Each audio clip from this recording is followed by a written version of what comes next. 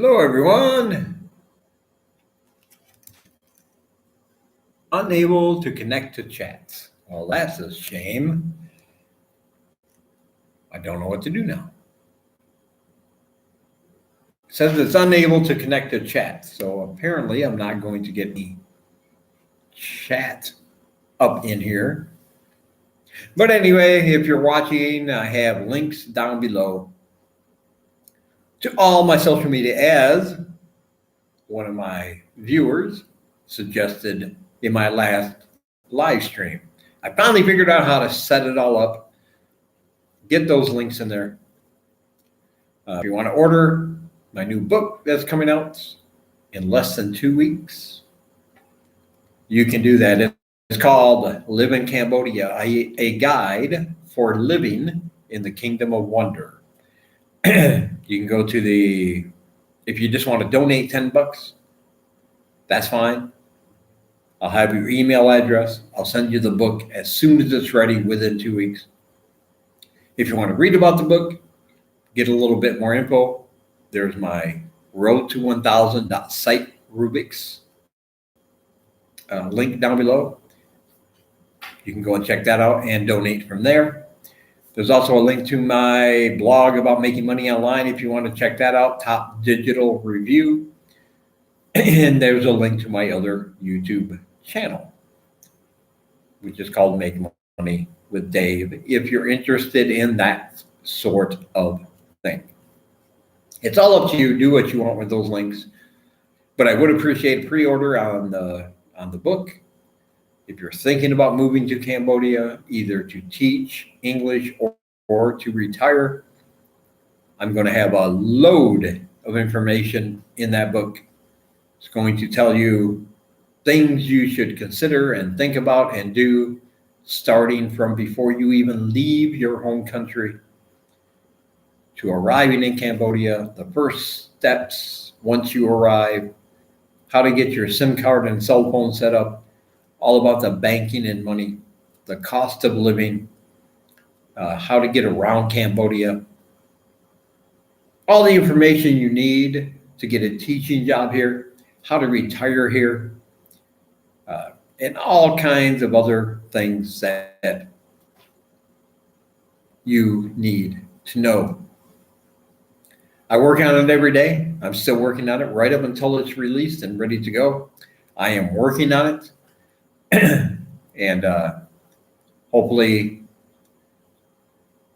if you purchase it for a one-time $10 donation, that's it. It will be delivered right to your inbox and you will find it useful. Of course, I always appreciate feedback on those kind of things. It will be going up on other platforms about a week after you receive it. On the day you receive it, that means it's done. It's ready to go. A week later, I'm going to put it on other platforms to sell. So be sure to get your copy first.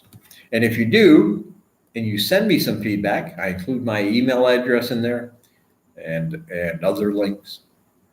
So you can email me and say, I liked it, I didn't like it. But if you did like it, tell me what you liked about it. And when I put it on the other platforms, I will include a blurb from you. You know how it is when you have a book. People say, oh, so-and-so said this about my book. And they use that as promotional material. So if you want to do that, I am totally cool with it. I'm going to give you a quick, well, first of all, I'm going to refresh this. So when I do, it might disconnect, just to give you a fair warning, because my chat is not showing up. It's unable to connect to chat. Please try again later.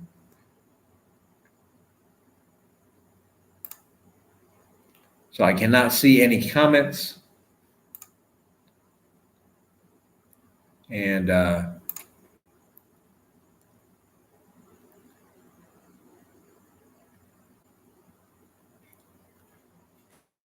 It's not cool because I want you guys to come in here and get involved in the conversation. Things like that. Oh, wait a minute. I see something over here. Hold on. Let me see if I can do this here.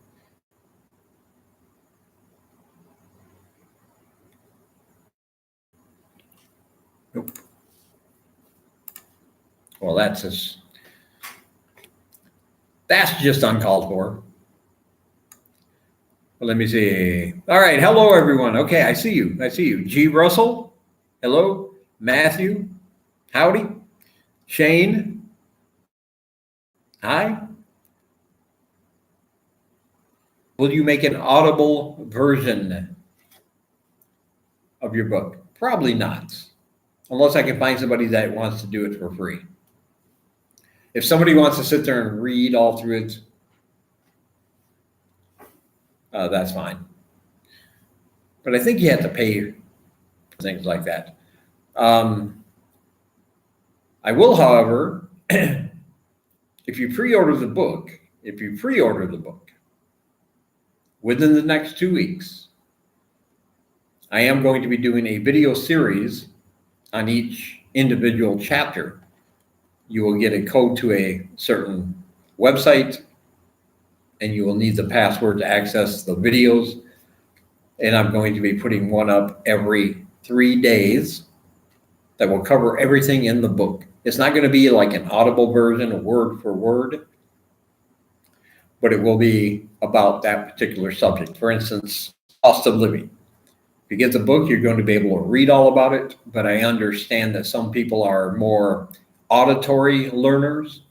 And if you come in here to teach, that's something to think about.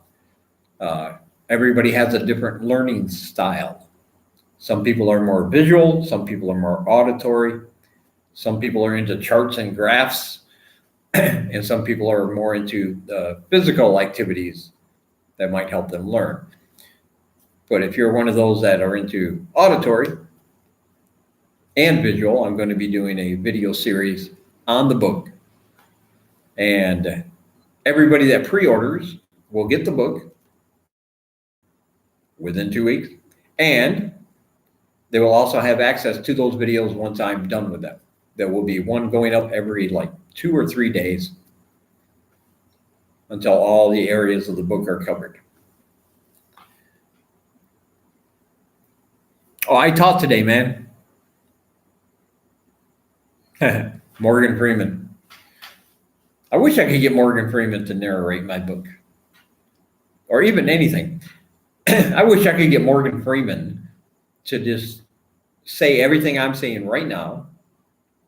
You'll still see me, unfortunately, but you will hear his smooth voice telling you what I'm saying.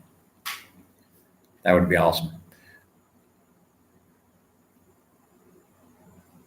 The mosquitoes.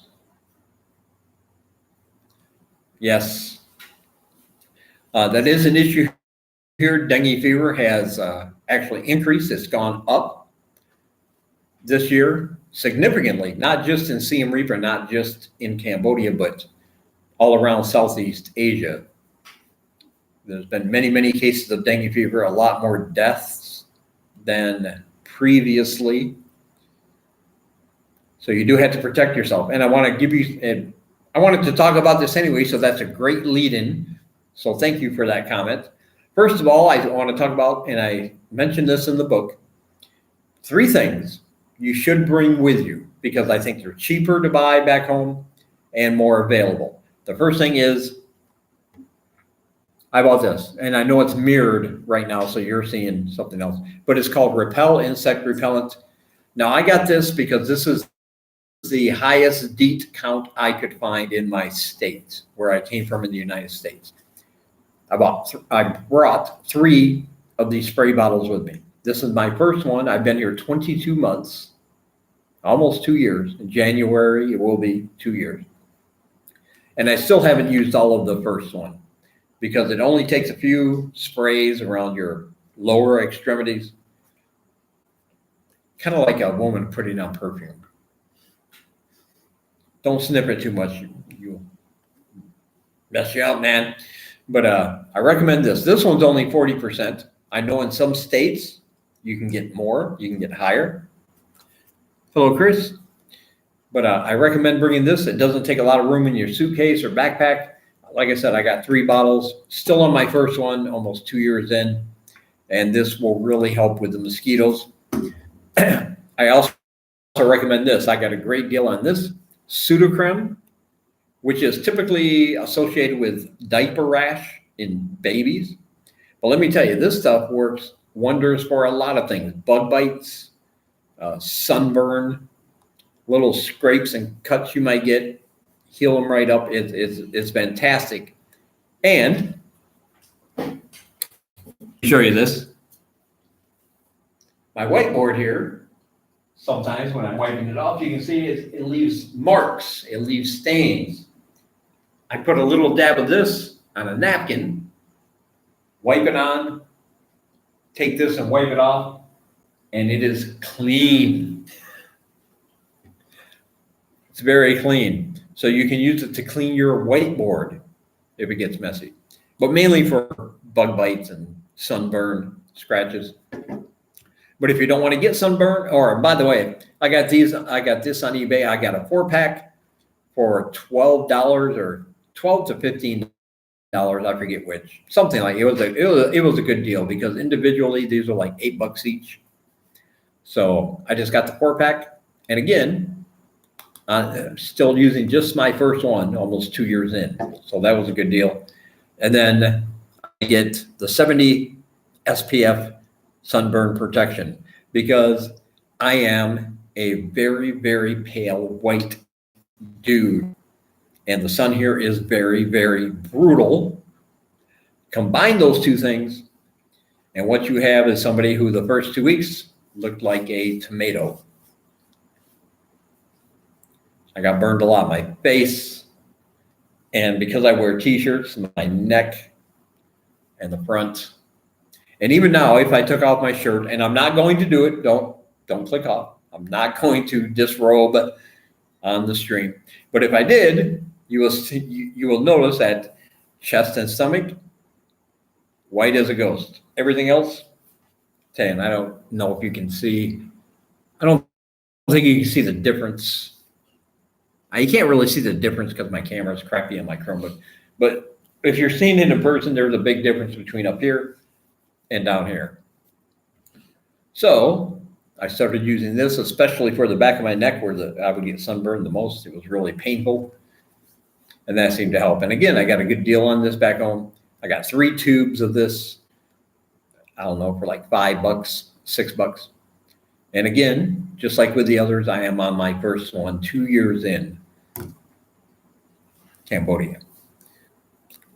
Will I make more books in the future? Yes, Shane. I already started my next one, actually. It has nothing to do with Cambodia, but it will reach, hopefully, a wider audience. This is my book about Cambodia, Live in Cambodia, a guide for living in the Kingdom of Wonder, available for pre-order right now for a donation of $10 or more at the links below. More adults-oriented. It's rated R. It talks about a week in my life as a factory worker, which is what I did before I moved here. And I hated that job. I hated everything about it. The company was not fair to its employees. We were treated more like servants than actual valued employees. And there's a lot of juvenile, lowbrow humor in my first book. You know, I talk a lot about bodily functions and, you know, make a lot of joke about boobs and penises, things like that. Because that's in my wheelhouse, or I should say outhouse, probably to most people. But still, it was meant more to be sarcastic and, you know, just mean-spirited toward the company I had worked for than anything else. So it's not really informative. But the guy, I actually had somebody edit that book. And he actually said, and I use that quote in the book because I'm very proud of it. My editor said, a guy I just paid for, he said, this book isn't for everyone, but it's still funny AF. So I like that. I appreciate that he didn't say the obvious, that this book isn't for anyone. So good on him, because it's probably not. So Chris, hello, Carl. Carl's Journey.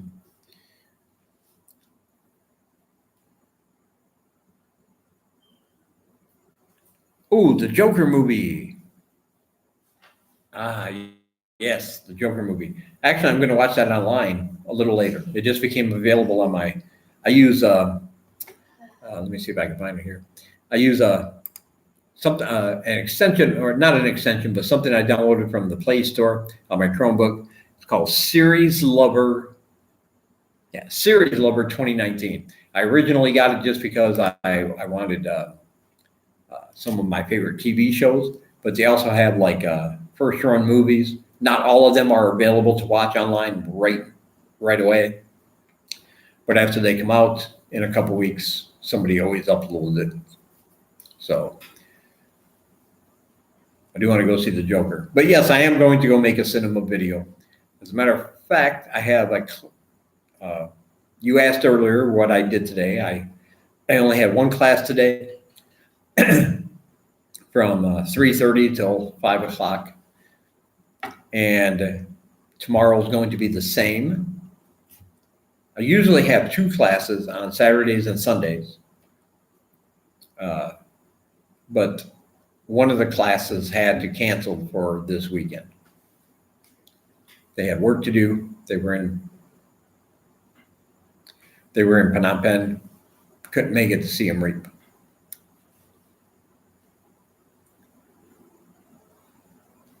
Matthew, you watched it. Which cinema did you go to? The one downtown or the one in the Heritage Walk Mall? Because I've been to the one downtown before, but I've never been upstairs to the one in the Heritage Walk Mall. I made a video about it, about the mall, but I never went all the way upstairs.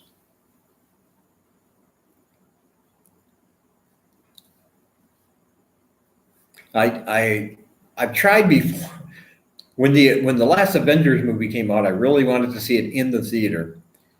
But by the time I found out about it, I went to the website and I tried to get tickets, and nothing was available. I was kind of disappointed because every time I would try, it would say, no, it's not available for the time you want or the day you want. So it just goes to show you that no matter where you are in the world, people around the world love the same things. I mean, Avengers movie was sold out here almost instantly, just like it was back in the United States, I would assume. Polk Street area. Yep. That's the one I want to do a tour of. Inside this theater, they have like places to eat, and they also have like a company called Smart. They have a phone shop right inside.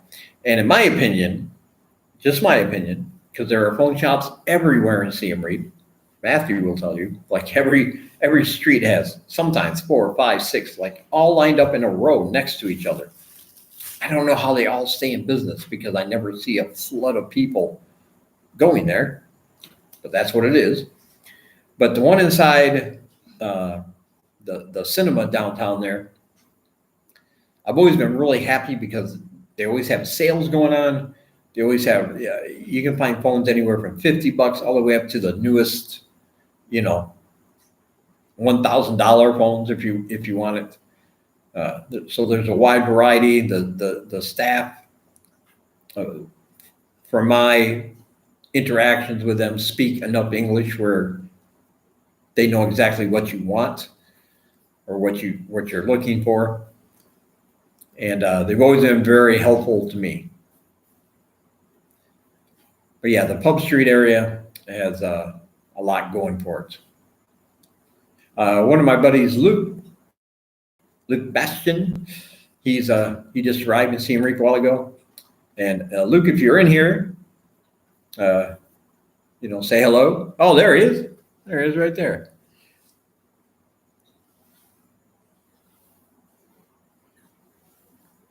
Xbox One games, I have not seen anywhere to buy Xbox One games. I know there's a PlayStation store inside Lucky Mall, but I'm not sure about Xbox One games. If anybody knows, please let them know. But Luke just got here, and he brought me he brought me a gift of markers.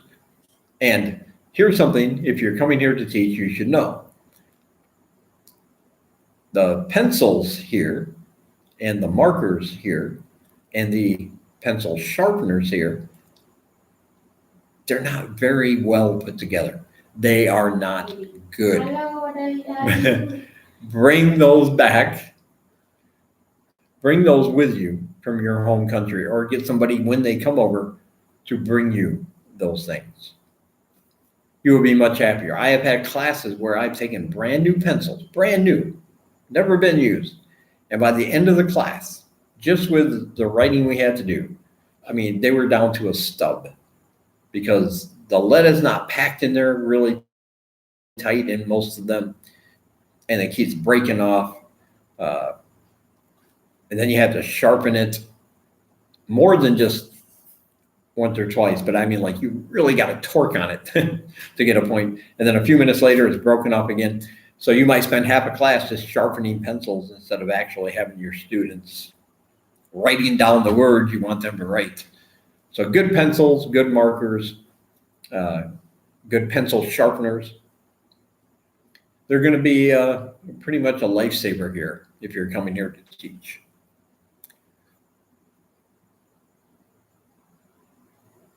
Yeah, I'll get back into gaming. I mean, I've always gone back into gaming.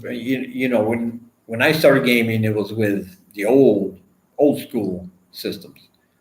And then I got into it. I get out of it. I came back for the Nintendo. I was a huge Mario nerd for a long time. My whole goal was just not only to beat that first game, or Super Mario, not only to beat the first Super Mario game, but to find every little secret and every little trick in there.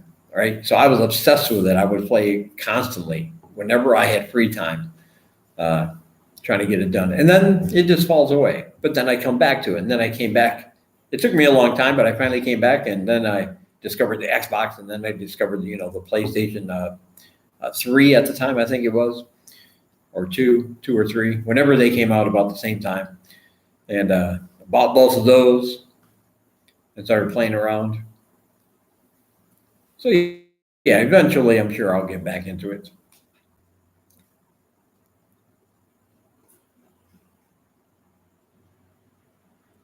I would get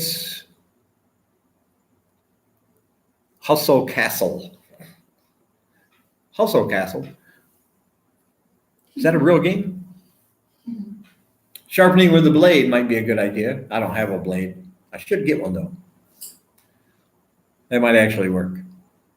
Would I get an Xbox or a PlayStation? I would get, if I had a choice, if somebody said, listen, I'm going to give you a gaming system that you can play, but only one, and that's the only one you could use, which one would you choose? I would choose the Xbox One. Simply because I had back home, I had an Xbox One and I had a PlayStation 4, and they were both great systems. I love the exclusive games on each one. And, but the fact that I had an Xbox for so long, that's where most of my friends played. So I had a couple, like 3, 4 friends on the PlayStation network, but on Xbox One, I had, 80, 85 friends. So I could always find somebody to play a game with. So that was a big factor. Plus, I like the controller a little bit more. I think the controller for my hands on the Xbox One works better than the PlayStation 4 controller. But there's a lot of great games. Believe it or not, even though I prefer the Xbox One, my favorite video game series, my personal favorite video game series is God of War, which is, of course, a PlayStation exclusive. Ever since the first God of War came out, I've been all about God of War. I love the first one. I love the first God of War. I love the second God of War. I mean, I played all the God of War games up until I think the last one I didn't get to play. Yeah, the last one I didn't get to play, but I love the God of War series.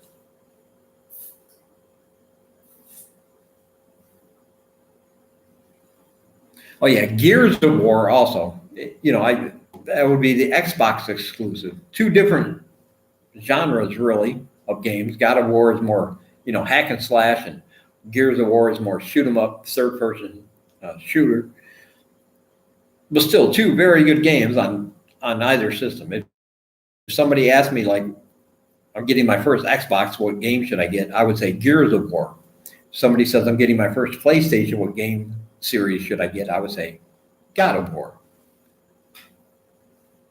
Oh, I did. Chris, I did love Halo. I did love Halo. That was one of my favorite multiplayer games because I've never been good at multiplayer at any game. It doesn't matter. Call of Duty, I sucked, man.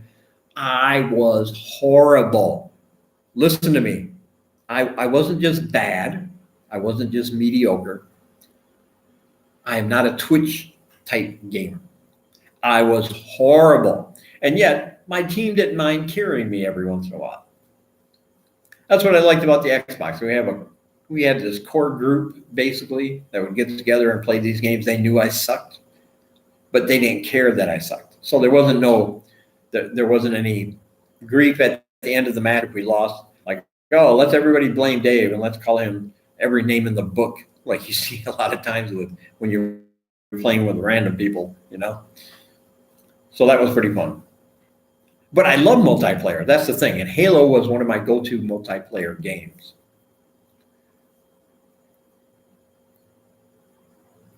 I'm not going to watch Crown Jewel. The whole political reason behind it. And, if you've been watching the last Raw or even SmackDown, the women's division has been, I mean, look at Raw, man. I can't quite remember, but I don't think they even had a women's match on Raw because they're promoting this Crown Jewel pay-per-view. And of course, where it's taking place, they don't allow women to wrestle. So I don't know if I can get behind that. It does look interesting though, especially between Brock Lesnar and Cain Velasquez. Am I pronouncing that right? His old former foe. Brock Lesnar had a former foe in the UFC. This guy, Cain Velasquez, actually kicked his ass, like for real, in a UFC match.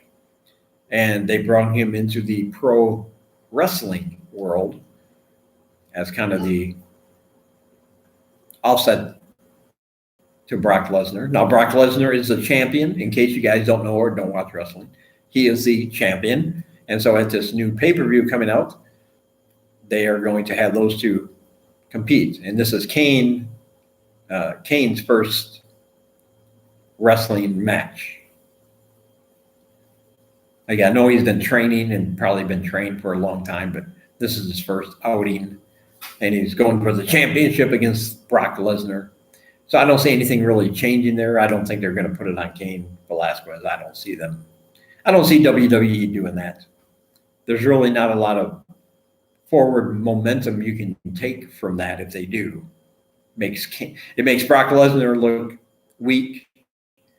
And they got this new guy who hasn't earned his spot, if you would, all of a sudden being champion. I don't think they would do that. That's my opinion, though.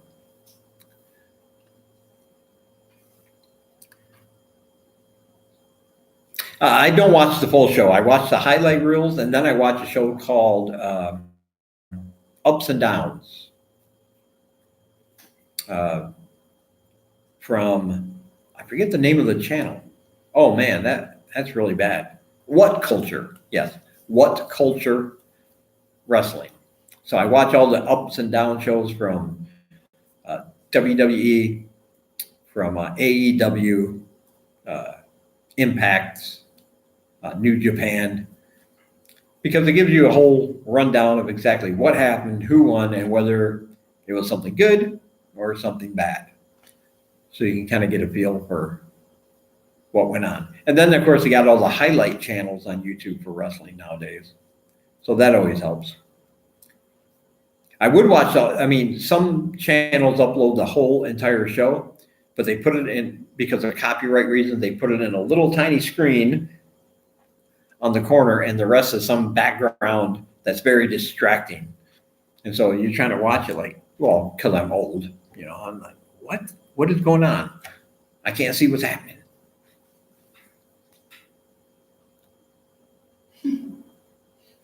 All right, Luke, have fun at Polk Street, man. If this is your first time, do not spend all your money on the ladies. Don't do it. My landlord said he might be able to get me a TV. Like I've said before, there's right over, let me see, right there. That's the mount for the TV. That's the mount for the TV in my apartment. I am the only apartment in my building that actually gets free cable. And yet I'm the only apartment that doesn't have a TV, because I've never bought a TV. I don't miss the TV. I never saw a reason to spend money to get a TV. But I was talking to my landlord, and he did say, I could get you a TV. And I haven't told him yes or no. I just kind of went, yeah. I'm afraid because of my bad habits that if I had a TV, it would be too tempting to I should get out and do something today, but something's coming on TV. I think I'll sit here all day and not do anything. Oh, the 24-hour sports bar. Yeah, I can go down by there. There's a great sports bar. And by the way, and I'm not even lying, I had the best bowl of noodles I've ever tasted at a sports bar here. And that's not even a joke. It was a sports bar. I went in, or watching football or soccer, whatever you want to call it, depending on where you're at in the world. I call it soccer because I'm from America and we are elitist. But I was watching the football on the big screen, and I ordered my noodles. They were kind of expensive, like $4.50. Now, to me, that's expensive because I can get a great bowl of noodles right down the street from my apartment for $1, right? And it took them like 45 minutes to an hour to bring it out. And it was a small portion, not tiny, but it was a smaller portion than what I'm used to. But man, I got to tell you, those things were delicious. They were the bomb. They are the best tasting bowl of noodles I've ever had. I understand what happened was they don't even make the noodles ahead of time. They make them by hand, but they make them as the orders come in. That's why they tasted so good, because they were so fresh. That's why it took so long. I mean, they actually make them by hand per order. So it takes a while to get there, and it does cost more.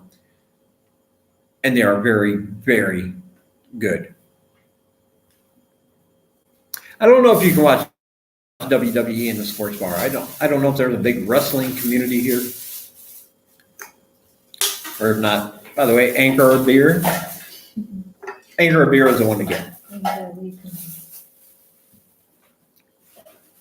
I don't know if they have a place that watches WWE, but I'm thinking, and I'm almost sure is in some part of town, that during the big events, like WrestleMania, I'm sure there's got to be a bar that's going to show it somewhere, right? But of course, here that would be, because WrestleMania starts like at 7:00 p.m. back where I come from, so that would be like 6:00 in the morning here. So to watch it live, I think the timing would be off a little bit. How many sports bars in Siem Reap? There's a bunch. There's at least 3 or 4 that I can think of off the top of my head. And there's probably more scattered around parts of the city I haven't been to. And even though I've been here 22 months, in January, 2 years, I still haven't been to all parts of the city. I still have a lot more to explore. It's just a matter of finding the time and getting out there. And of course, when I do it, I want to film everything. No, not all 24 hours. Some of them definitely have time limits, opening and closing. But I know of one that is 24 hours downtown. I believe it's on, I want to say Sucksand Road. I believe that's where it is. But the rest of them, I don't know. No, it's good. You can come over.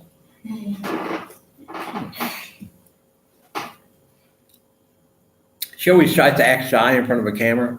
Trust me, she is not shy. Like off camera, if I do the slightest thing wrong, she is not shy about telling me, telling her daughter, and telling anybody else that will listen that I'm an asshole. But I ask her to sit down in front of the camera and just say something in Khmer so I can go out and have a cigarette. And she's like, oh, no, I don't want to do that.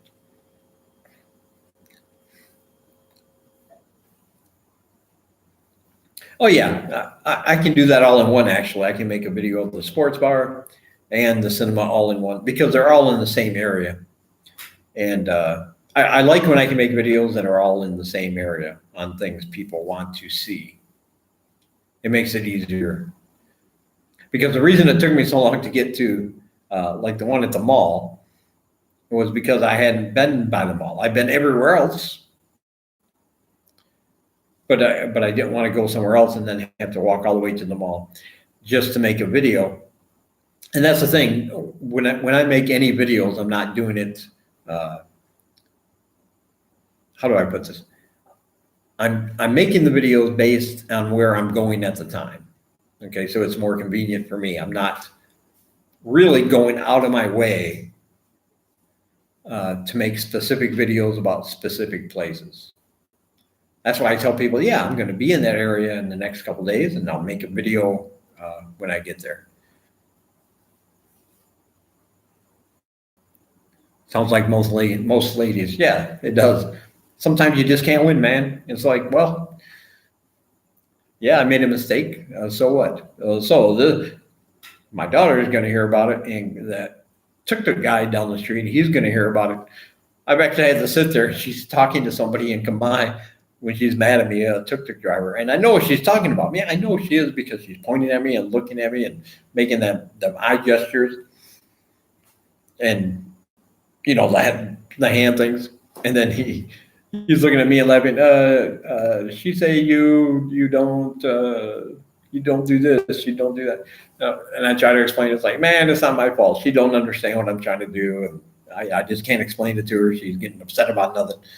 And then he's trying to tell her that and be acting as an interpreter, but it's kind of funny.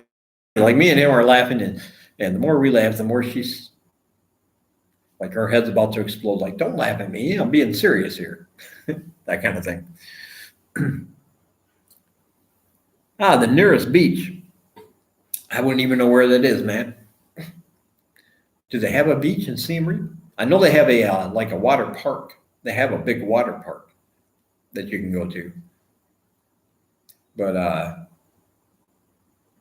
don't know if there's a beach nearby, to tell you the truth. I was talking to a friend of mine earlier about that, about beaches. She was talking about a time a long time ago when she went to Chinookville, and the beaches were beautiful. They were stunning. She showed me pictures, and about how now, because of the development and the erosion and everything else, she showed me some recent pictures, and they were just crap. There was just garbage everywhere on the beach, and they really let that coastal region kind of go to hell over the last few years. And she was very disappointed. And I told her, I'm like, I'm not, like I said, I'm a pale white guy. I'm not a beach dude. Now I understand the appeal of the beach. I do. I understand that I want to go to a beach. I want to lay down on a towel with an umbrella, kick back with maybe a nice beverage, and look out into the ocean or the sea or the lake, whatever it is. And I want to be like, wow, this is beautiful. This is peaceful. I've got the nice white sand.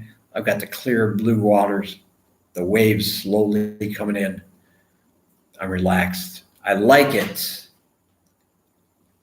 But the problem is that after 20 minutes or a half hour, I look out again and I'm like, yeah, white sand, blue water. Okay, looks good. 10 minutes after that, I'm just bored. I'm like, what else is there to do here besides look at the same water and the same beach? I don't know what else to do. So for me, I'm not a beach guy. I'm not a beach lifestyle guy. I don't go to places looking for the beach, if that makes sense. I just get bored with it. And I'm like, yeah, okay, it's beautiful. It's great. But all I need is 20 minutes. Take some Instagram pictures, shoot some video. Let's go out and do something else. That's just me, though.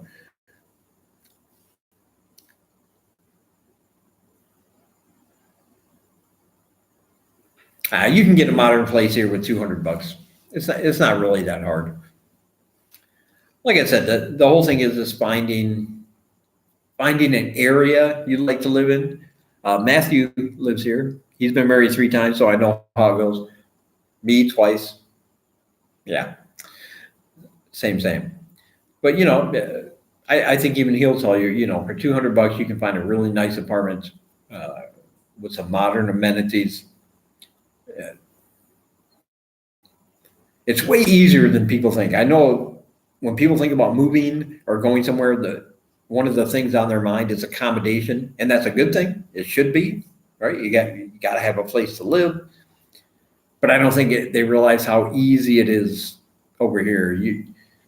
When my buddy Bill lived here, when he was looking for his apartment, we spent just a couple hours walking around. Any place that had a for rent sign, he went and looked at. And eventually, when he found the one he wanted, boom, he gave him the first month's rent, the deposit, signed the lease. He was moved in the same day, or the next day, I think it was. They had to put a refrigerator in the room. So it's really, really simple.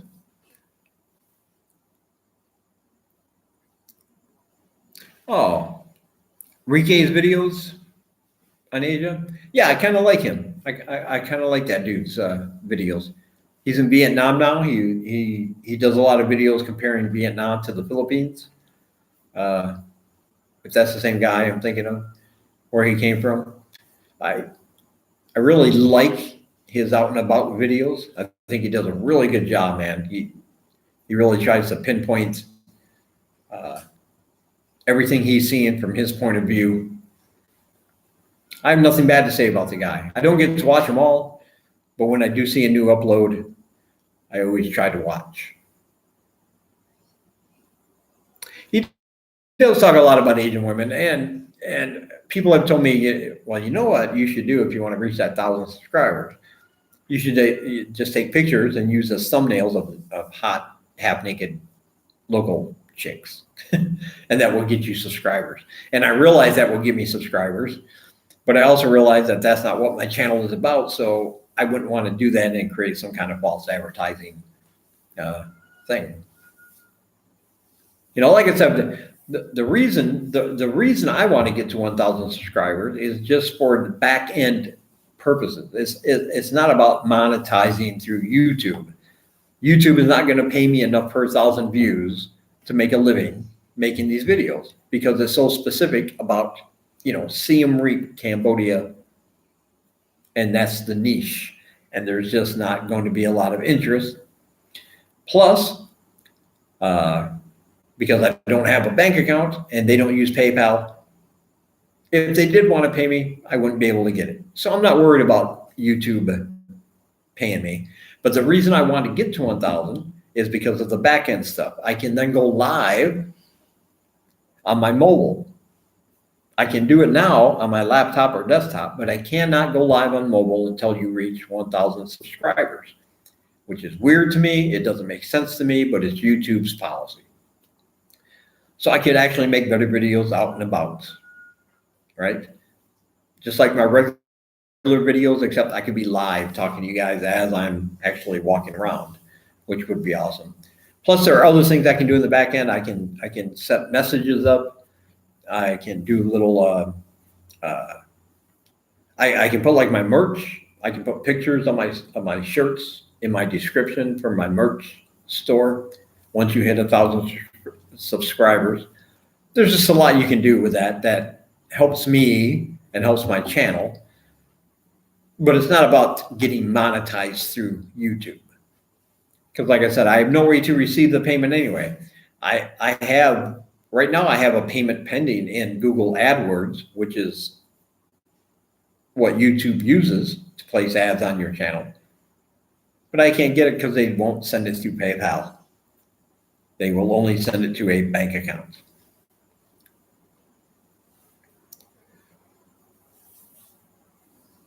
Hi, Ronald. I haven't seen any Chinese influence on Siem Reap. I know people have been saying in towns like Sanookville and even Battambang that there's been a huge influx of Chinese expats, if you will, and Chinese business developers and things like that. You do see a lot of Chinese people here in Siem Reap, but they seem to be more of the tourist variety because they walk along and they have their guide with a little flag, and they all go as a group, right, going from place to place to see things. Now, I have talked to people who, local people who have land and who have real estate and things like that. And they will tell you that there is, like behind the scenes, there is a large Chinese influence trying to buy up houses and lands here and everything else. They're using local people to make it seem like a Khmer kind of deal, but behind the scenes, it's a Chinese influence. Of course, you don't see that here, especially as a tourist or an expat, a foreigner.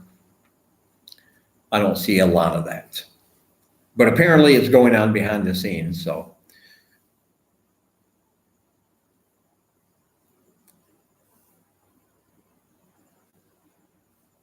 So I don't really see the influence, but that's not to say it's not happening for locals, who are kind of being sometimes pushed or forced to sell their property and things at a price they don't agree with because deals are being made behind the scenes, things like that. Hey, Hans, how you doing, man?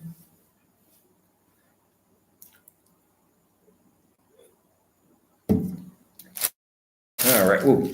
Speaking of mosquitoes, see, there's one right there. I'm going to put these things over here. Yeah. I'm going to show you Seng Lai. Hello. For a minute. How are you? I have to go use the bathroom, and then I'm going to go out and have a quick smoke, because that's what I do. And I will be back.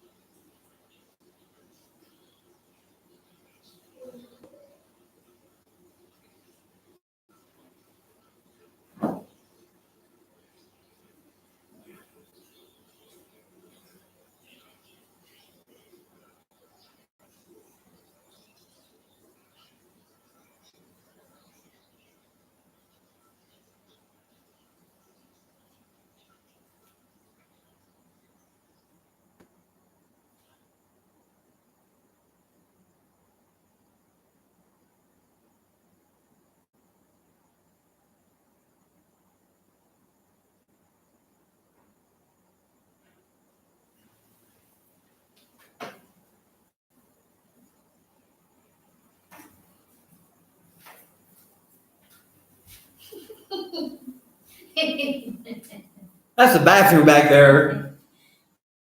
That's Seng Lai right there. There's a bathroom back there. Here, let me see if I can, let me unplug this. See if I can take you on a little tour. Now remember, I'm on a Chromebook, so I don't know how well this is going to go. But over there I got my, oops.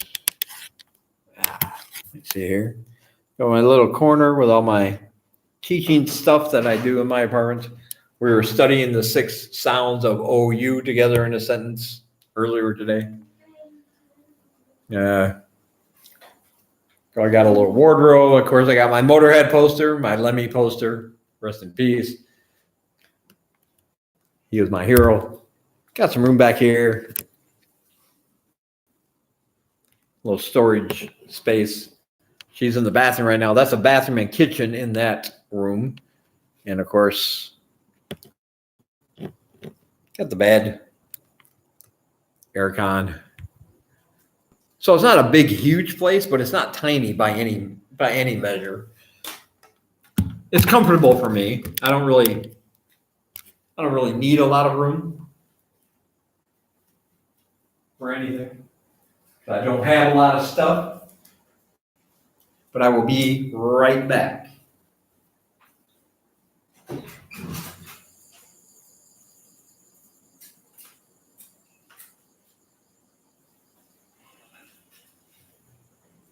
Oh, and if you're new, my rent is $170 a month.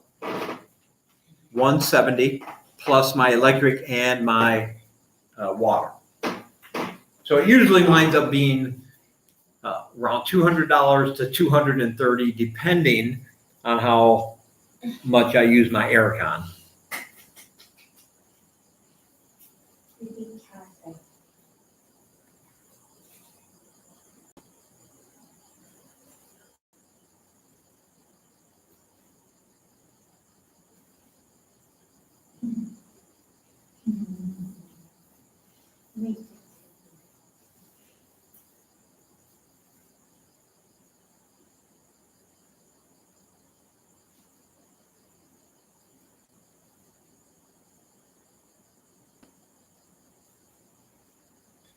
And also, if you don't know, the price of cigarettes here are really cheap. And yes, I do smoke. Yes, I know I shouldn't smoke. But the ones I smoke are only 25 cents a pack. 25 cents. And if you want a pack of the good ones, the Marlboros, they're going to be $1.50. A pretty good deal.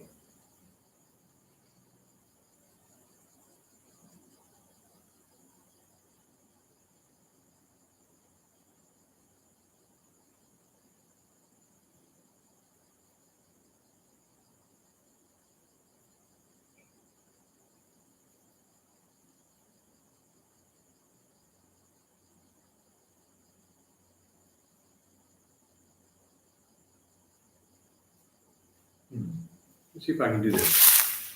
Maybe I can do this.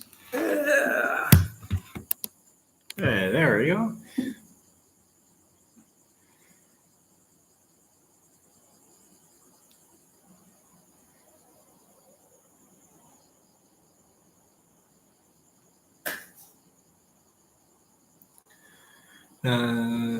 There's all types of food here. Yes, he's right. There's all kinds of foods here. You can get Khmer food. You can get Italian food. I have an Italian restaurant just opened up on my street, Street 20. It's called Itali Eats. You can get Italian food. Belmiro's Pizza and Subs downtown. Excellent place. You can get Indian food. We have a KFC.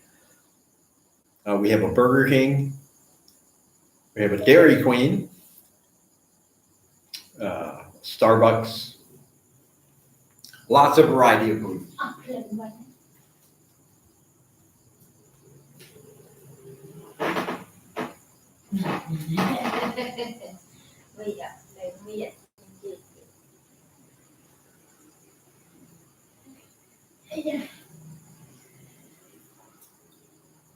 Okay, so somebody said they taught in Phnom Penh, and they had to go back to the UK due to health reasons, and now they want to come back. And I believe their question is,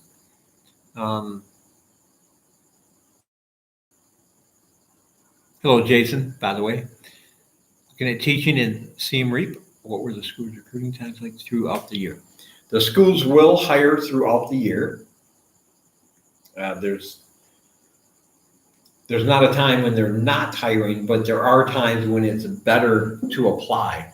And that time would be in starting at the beginning of August into early September, because that's when the new school year technically starts. And also, when people come here and they get a teaching job, they sign a contract. And sometimes that contract is good for 6 months, sometimes a year. And a lot of people, especially younger people, and there's nothing wrong with this, by the way, but I'm saying in my experience, it's been mainly younger people. They want to travel around the world, and they do so by teaching.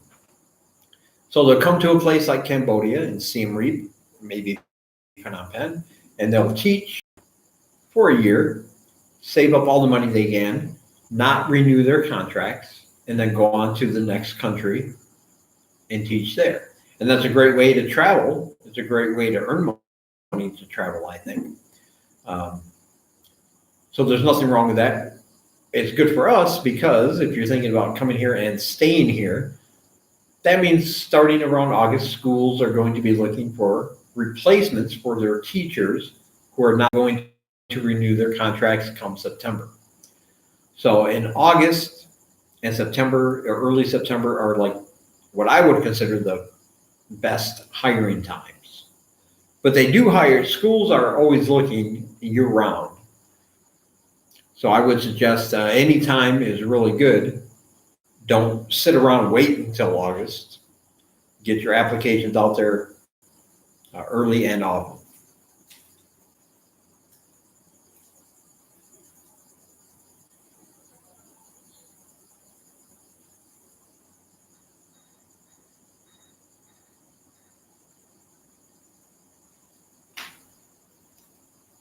And I do mention all that in my book.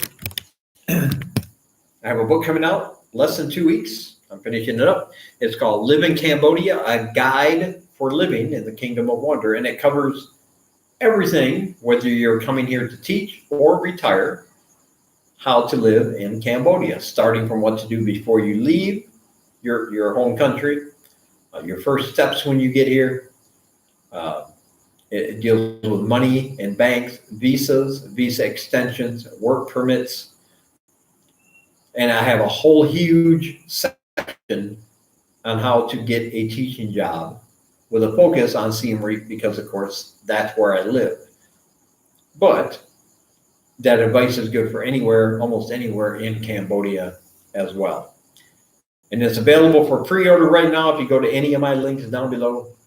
Well, the first two anyway. You can check it out. You can read about it. For any donation of $10 or more, in less than 2 weeks, it will be delivered right to your inbox. You can have the whole thing. It's going to be a very concise, practical, down-to-earth guide on living in Cambodia. And I'm not just taking it from my own experience. This has been in the works for over 3 months. I've done a lot of research. I've talked to many, many other expats and got their experiences. And all I do is give information, not opinion. So it's going to be factual and it's something that can help you out. And when you do donate $10, what it's going for is to provide free education for locals here in Siem Reap. What I try to do through Fast Track English is give English education to locals, and I'm trying to give it to as many people as I can for free. But of course, since I need to live, I need to eat, I need to pay my rent, I ask for donations from people to support me teaching others. It's really that simple. But yeah, as far as teaching jobs go, I would suggest, I always suggest going out and finding the job. Don't wait for the job to come to you.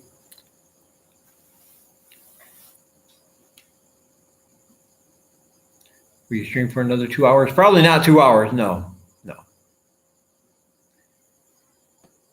Hey, Bill. That's my buddy Bill, Twisted Kind.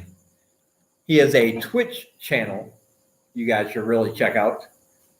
If you look at the name Twisted Kind, combine that into one word, and then go to twitch.tv/TwistedKind. He does gaming. A lot of people were asking about gaming earlier. Go check out Bill's channel. It is awesome. It's smooth, unlike this one. And he combines a lot of commentary, which I really like, because he was playing a game the other day I'd never heard of it before. But while he was playing, he was explaining things. And I like that. He plays, I'm not sure exactly what he plays, but he was playing a game called Outer Worlds, I believe it was called, on the PC. It was on the PC. And I'd never heard of it, but it looks like a good combination between Fallout and BioShock. If you played either of those games, you're going to be familiar with some of the things. But it had a really good sense of humor to it, and kind of dark, twisted, dystopian vibe going on. It was really, really good.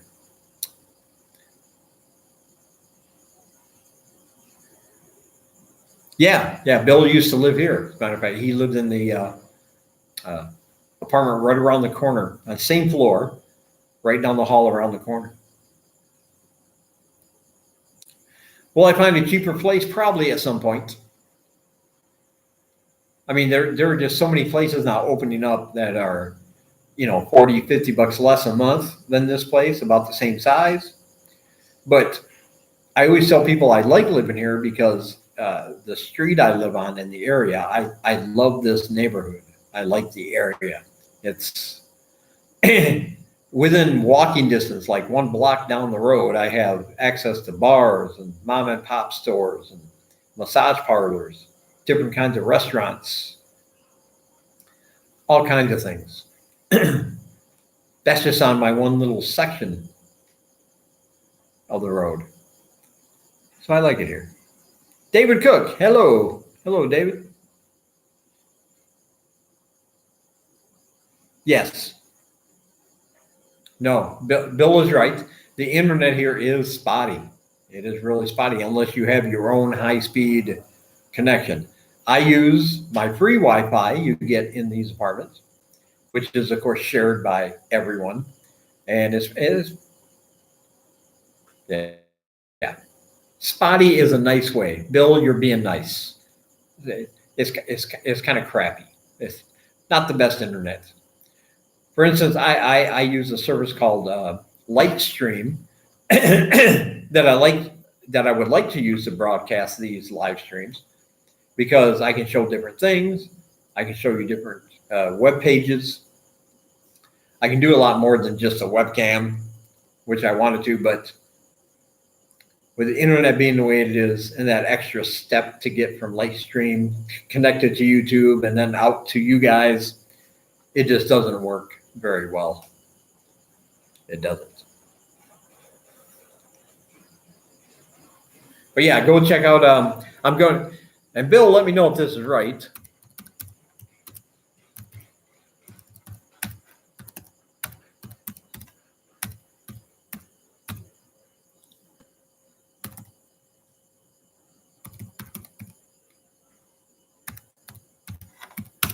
I believe that's his link right there.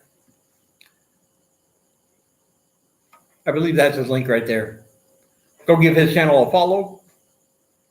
I think you'll like it. If you like gaming and you like talking about gaming, and I'll be on there every so often whenever I get the chance. Yeah, there you go. So go ahead, click that link, give it a follow.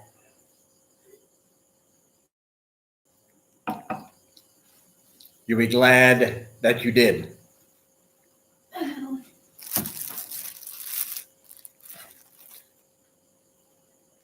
Bananas. I love bananas here, man. They're only like this big bunch of bananas was only like how much per month? 5 75 cents. And that's a good deal. Got some there, got some up there. Where I come from, I pay 25 cents per pound because we use pounds in America, of course. So that's a pretty good deal.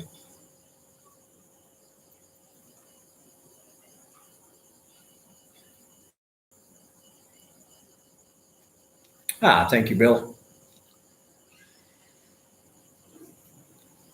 Yeah, those finger bananas. I love them, man. They're really they're more sweet than the bananas back in America where I come from. These ones are really have a nice almost sweet kind of flavor to them. And I like that they're accessible anywhere. You don't have to go to a supermarket. I can just walk down the street. And if you're looking in the right place, you can just pick them yourself. We do that with mangoes sometimes. We'll be walking down the street and saying, I will see a mango high up in the tree. She'll get a stick. And I'll sit there and watch her while she's until she knocks a couple down and picks them up to eat. I tell her it's all right. We can just buy a couple mangoes. But she's like, no, they're free. Why would we do that? Gyms are okay. Yeah, you got all the standard equipment. You got weightlifting equipment in Siem Reap. You have, the treadmills, all the machines and things. Obviously, I mean, if you look at me, I'm not really a gym guy. But from everything I've heard, they've got all the equipment you could want here. May not be as big as the ones back where you come from, but they have all the available equipment. I think if I walked into a gym, they would probably look at me and go, no. I just don't look like the representative they would want to have showing up their gym. But I will try. I can try that. I know of a couple of good ones. I hear they're pretty cheap though. There's one place. I guess if you're going to work out a lot, like if you have an everyday workout routine, it'd be better off paying for like $15 for a month. But there's a place where you can actually go in just for $1 every day you want to work out. You can go there, and you can pay $1 and stay all day if you want. I guess that's more for people, a couple times a week kind of thing. Just pay a couple bucks a week.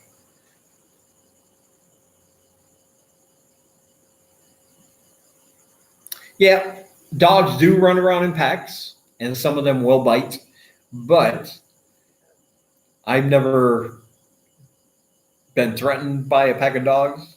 As far as humans go, they're mostly scared. They're scared of us. And I found that they might growl and they might try to sneak up behind you while they're growling. But if you turn around and stomp your foot, they run off. Or most of the time, the majority of the time I found, they're just disinterested in you as a human being. They just don't care. They'd rather be left alone. As a matter of fact, I did a video where I was bitten by a dog, although it didn't break the skin. All right. It was just I had a bruise on my thumb right here from where it wasn't trying to hurt me. I think it did it out of fear. That's because if it wanted to, it could have easily just like ripped my hand apart. But it just kind of chomped down right there on my thumb bone.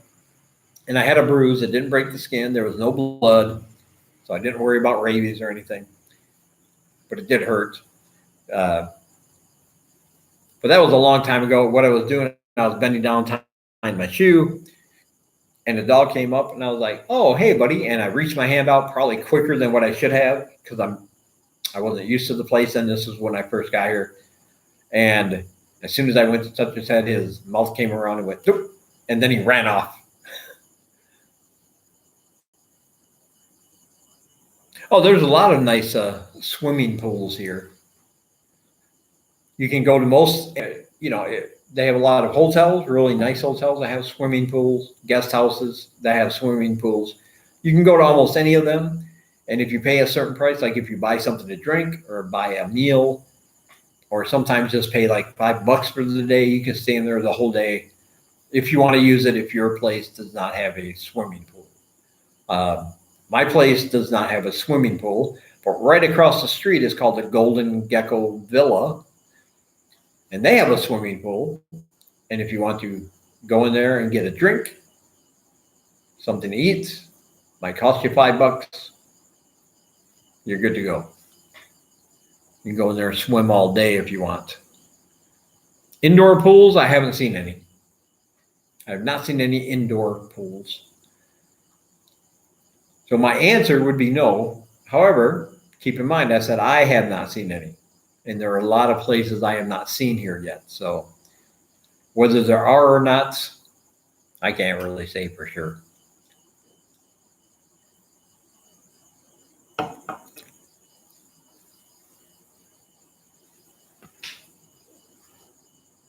But yeah, tomorrow I got one class to teach from 3:30 until 5. And starting Monday, I have my full class of English 101 students. It's a class I started specifically for younger kids, not like preschool or kindergarten, because my apartment is not made for that, but just younger children, 10 years and under, who know either very little or no English. And we're going to start from the basics, and we're going to work our way up from there. Yeah, Bill, I saw your Facebook post where you said you might come up here in the spring. And of course, if you do, man, feel free. We'll make a little room for you in the apartment here, so you don't have to pay for a guest house or anything. Unless, of course, you want your privacy and all that good stuff. But if not, man, come crash here. It's cool. I know Singalai, sometimes Singalai will be on her phone. She doesn't understand that I have Facebook too. She'll be on her Facebook, and she'll look at something you posted, like a picture you posted, and she'll come up and go, man, friend you. Yeah, I know, that's Bill. That's Bill. Yeah, she likes it.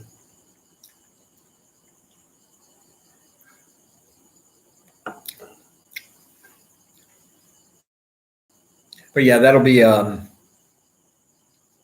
Monday. I'll be starting that new class. We did a test class Thursday or yesterday. Is it yesterday? I don't know what day it is. I'm confused.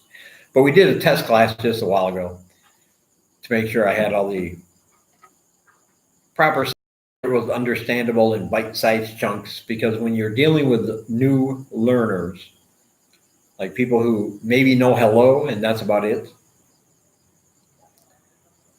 you just have to be really careful of not giving them information overload, especially in the first month. You want to be sure you're dealing with specific topics just very slowly. And if you don't get through the whole lesson plan in an hour, that's fine. Get to what they want to learn and how they're learning, and then continue from there.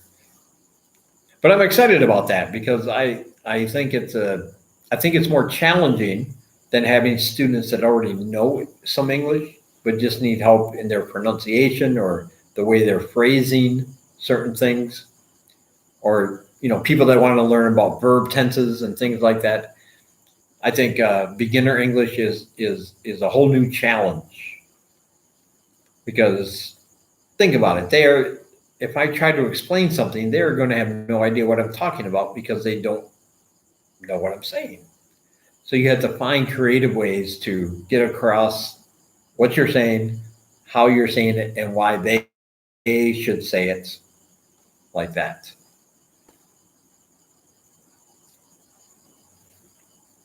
Hello, ill clothing. Hello. Yes, a TESOL, a TEFL. As long as you have a certificate, you'll be good to go. Cambodia is one of the few countries in this part of the world where you don't need a bachelor's degree or anything. There are a couple schools, higher end schools, that will require a BA or higher along with your TEFL or TESOL. But for the most part, most of the schools here, they don't care about if you have a degree, a college degree. As long as you have a TEFL or a TESOL in this case, you're good to go.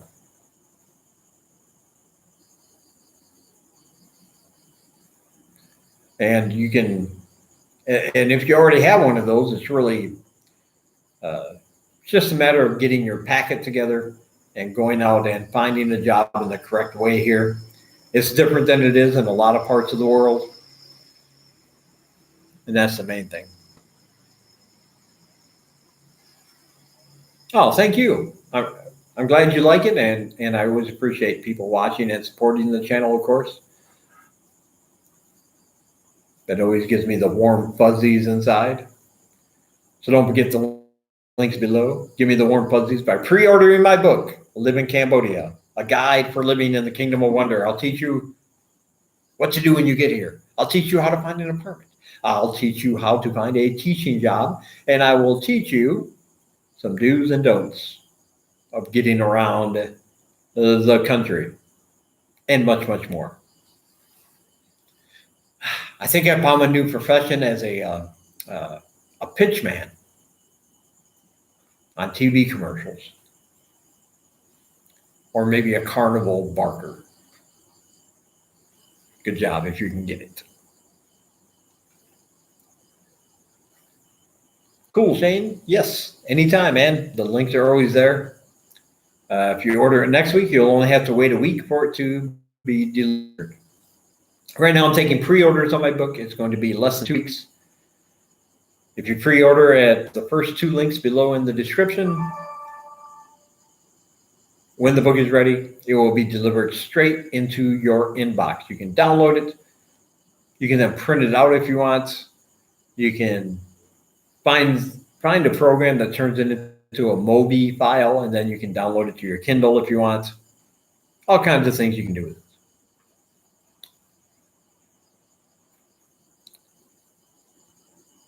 So that would be awesome. And I have really worked hard on it, guys. I mean, I know I say that kind of jokingly, like I worked hard for 3 months, and people are like, but you're just typing. It's just a book. But really, I've done a lot of research. I mean, I've deleted whole sections I wrote previously because I'm like, well, I just heard that information wasn't correct. So I've worked really hard to bring you all the accurate information without hyperbole, without my opinion coming into it, just to give you the meat on the bones of what it's like to live here. And there are a lot of books that will tell you some of the information. Some of them are really very good. But I don't go into the history of Cambodia. I don't go into being a tour guide to attractions. I'm not going to tell you how best to get around Angkor Wat, because that has nothing to do with actually living here. What I focus on are practicalities. Things you should do before you leave, things you should do when you get here. How do you get your phone set up? I got you covered. What about cost of living? I got you covered. What about this visa or that visa? I got you covered. If you want to learn how to get around Angkor Wat, or you want to know about the history of the country, there are lots and lots and lots of books that you can get on those subjects specifically, and they're all really, really good, and I recommend them if that's your thing. So I felt no need to go into all that just to make the book look lengthy, if you know what I mean. Oh, thank you, Shane. I do plan on writing many books This is my second one. I've already started my third one, which is a completely different topic, has nothing to do with Cambodia, but will probably sell better because it's going to be more universal to people, not just a specific niche, I guess you could say. And if you could see my Google Docs, all the pages in there, you'll see that I have probably 4 different kind of books I've started, like stories and things that I've started that I've gotten like, 2,000-3,000 words already written, and I want to continue, but I just haven't found the time yet. So all the stories are in here, and in here, it's just getting them there, if you know what I mean.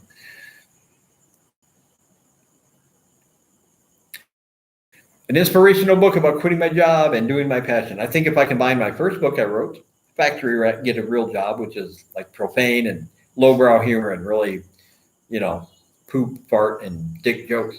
And then you combine it with this one, which is like none of that, but very practical, down to earth. Somewhere in between there, I think is what you're saying, right? I think I could do that. Because believe it or not, coming over here will change you in certain fundamental ways if you lived here long enough that you're not aware of until you sit down and think what you were like before. I've learned to really appreciate small things here. And I've learned to appreciate time spent just doing nothing here. Whereas back home, it was always, it seemed like I was always chasing things, if that makes sense. Like, oh no time to take it easy because I've got this to do.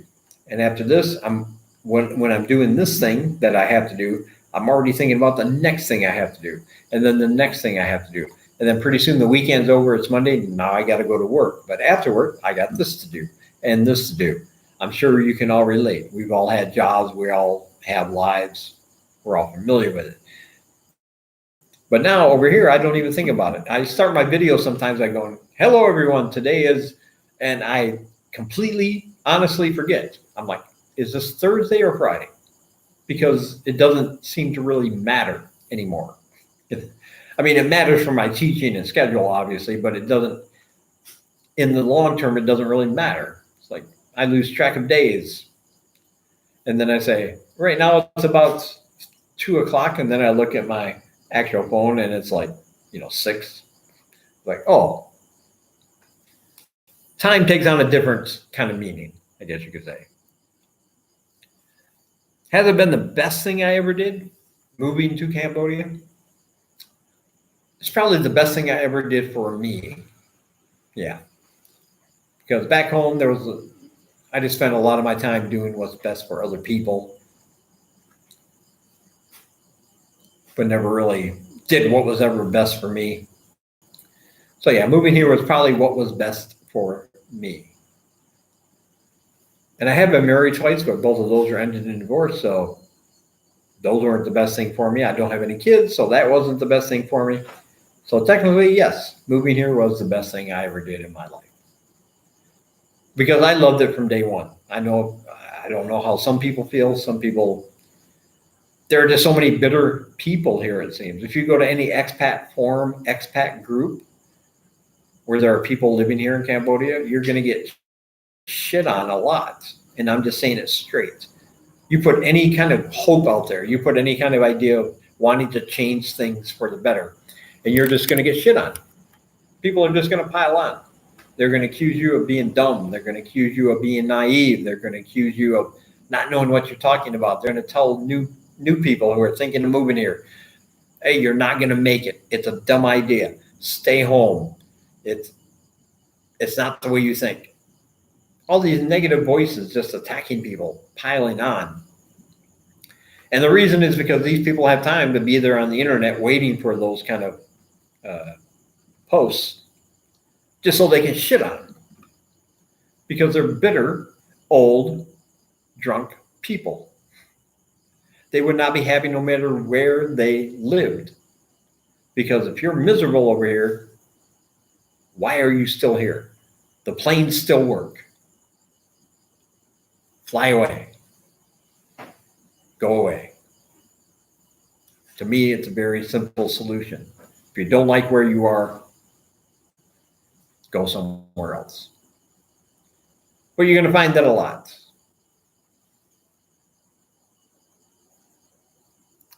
And do you wish you did earlier in life? Yes and no. I would say yes, looking back, like as a retrospective.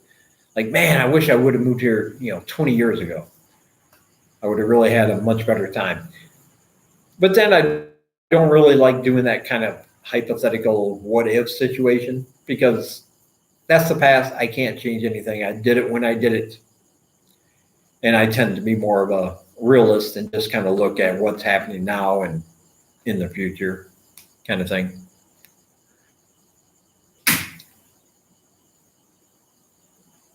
Yeah, me too, Matthew. Yeah, truth. I love it. But I've never tried to hide that. I've been saying in my videos for a long. There is a bug, by the way. I'm not a crazy person doing this. There are actually bugs. You just can't see them because my camera is low quality. It's a Chromebook. But anyway, yeah. I say in my videos all the time. Sometimes I just wake up, start walking around, and just very appreciative of the fact that I get to live here. It still hits me hard sometimes, even after almost 2 years.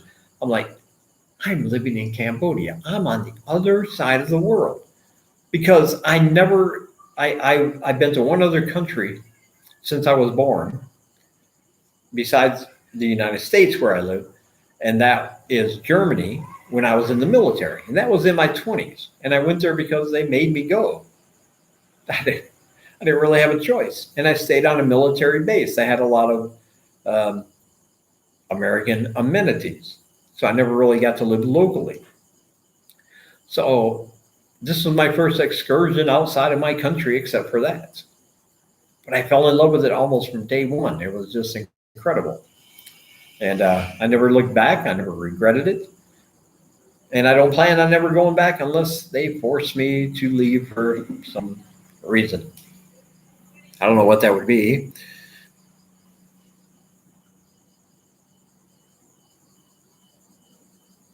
Well, you can make a good money teaching English for here. Really crappy money anywhere else in the world. $1,000 a month here is good. $1,000 a month for me anyway back home is. I can't even live on that, right? Because back home, my apartment, which was not much bigger than the one I have here, was $600 a month. And that's low compared to like towns like New York, California, on the coast. But my apartment was $600 a month, plus I had all my bills to pay. I had, I had the electric, I had the internet, I had the cable. I had all that. I was probably spending $800 to $900 a month just on my apartment and the bills associated with that. Then, of course, my groceries were separate. I had a car. I had to buy insurance for my car. I had a cell phone, which, here it cost me $8 a month. Back home, it was costing me, $50 a month. So just a whole lot of stuff associated with it. So even though I could make more money back there, it was still kind of the same kind of living. You know what I mean? I still wasn't living large. Now, if I made the money back home, or if I made the money here that I made back home, I could live like a king here. But back home, I lived like the lowest peasant because of all the expensive bills.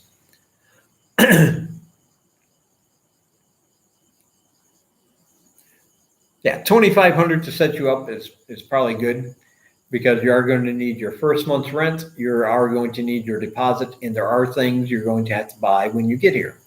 You look around your apartment. If you need some things, cookware, dishes, things like that, I call them one-offs, because you usually only have to buy them once every so often.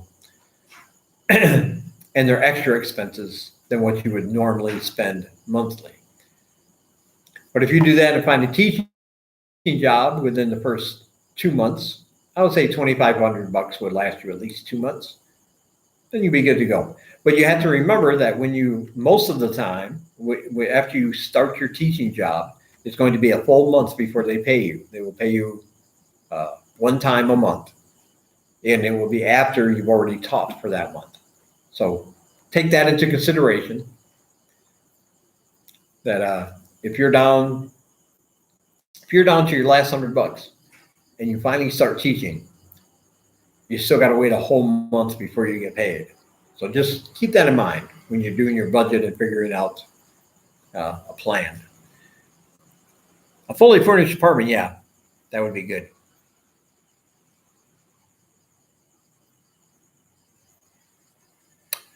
Oh, Iraq, 15 months. I never went to Iraq. Yes, I was in the Army.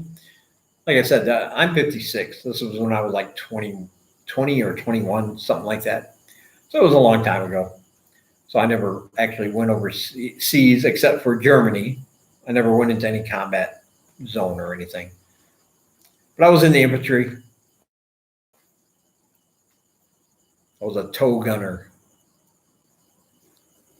I got to shoot missiles from a tank that destroyed other tanks. It's pretty awesome during live fire exercises. I loved it. We would go out at night, and of course you have your night vision, and you got a live round. It was pretty exciting when you hit the target. If you didn't, you would just get yelled at and ridiculed. I was 11 Hotel Echo Niner. That was my MOS.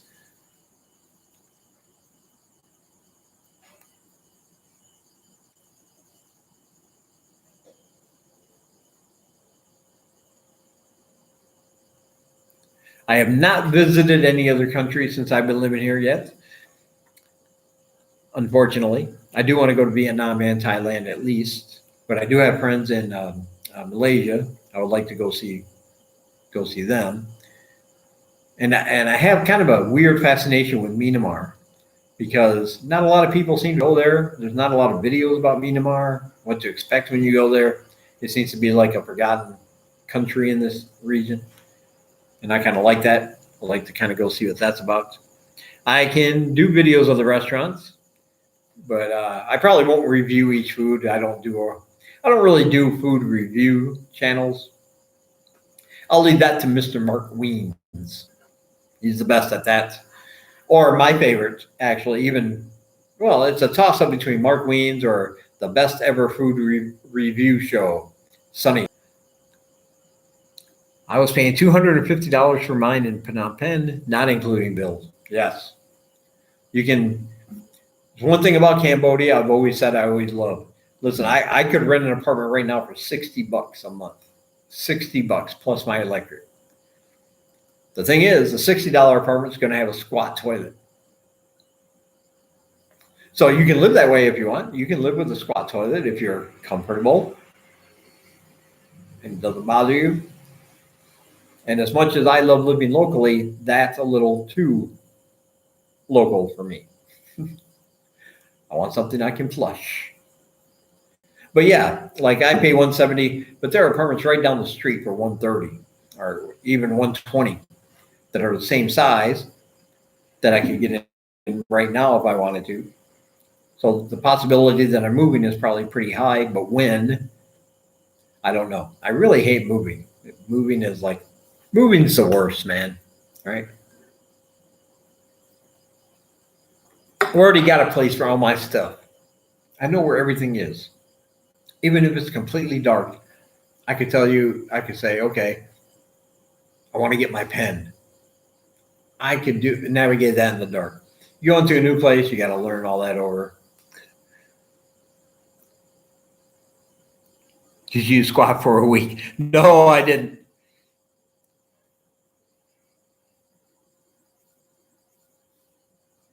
I'm middleman for rockets. 13B. I loved my job in the military, but I didn't like the job in the military. I don't know if that makes sense. It's like when we were in the field actually doing something that I felt was constructive, I was happy. But back at post, when it was mainly cleaning the motor pool all day, they have you take everything out from inside your track. clean it, dust it, clean out the inside, put it all back exactly where it belongs, and then clean any oil spills from the, motor pool area. That kind of stuff just killed me. So I was just like, oh, why am I here? Why do I have to be here to do that? That's ridiculous. And I was always fighting with my platoon sergeant about my haircut. I never really liked keeping my hair short.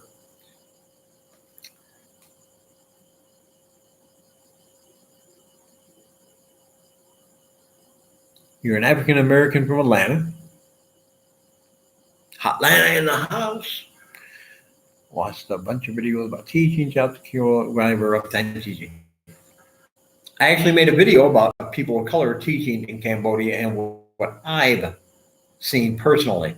Now, the reason, as I said in my video, that I am not the expert is because I'm not trying to say I know the experiences of African Americans. I don't. I'm a pasty white dude from Michigan.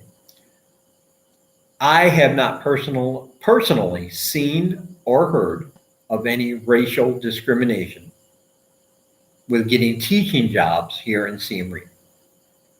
My experience. But as we all know, one man's experience, especially as a white man, talking about something to do with race, might not be accurate, right?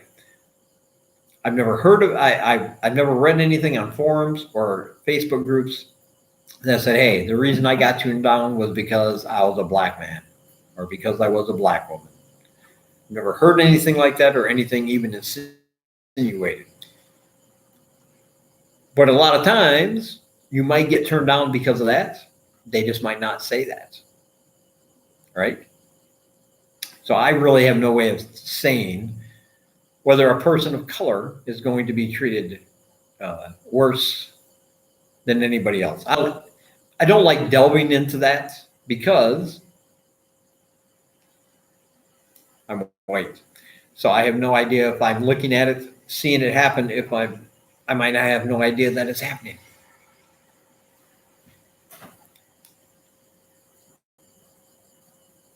But I will say I've never heard of it. Let me just put it that way. I've never heard or read anything about racial discrimination being an issue. As a matter of fact, I've seen, I know that ageism used to be a thing. They wouldn't hire people over like 40 because they always wanted these nice, younger, smiling faces on advertisements and posters. But then they realized a lot of these nice, young, smiling faces that they had on the posters would leave after their 6-month contract or leave after their 1-year contract. And they started accepting more stable, older teachers. They realized that older people had more experience. They were more inclined to stay for a longer period of time than their younger counterparts. And then they had some life lessons to offer that maybe the younger people did not. That's not to say they're better or worse, but just saying it's different in a way that they've learned to accept. And now I know people who are older than me. I'm 56. They're older than me and doing very well teaching here.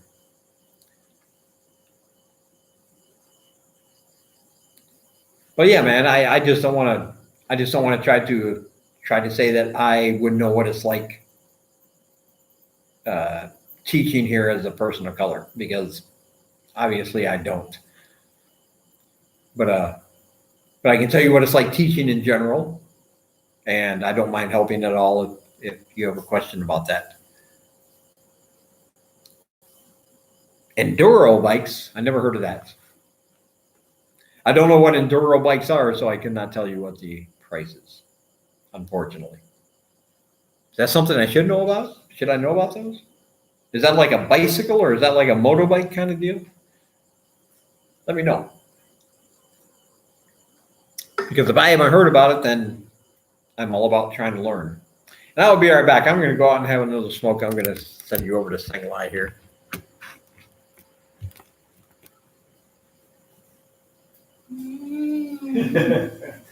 She's like, no. No. Hello, how are you? Yeah, we got people. They want to see you. They want to talk to you. They want to say hello. Hello, how are you? Yeah. Hello, how are you? บุกจะมีเดวิดเต้มันมักยังเต้ Yeah, what? Yeah. I don't know what she said.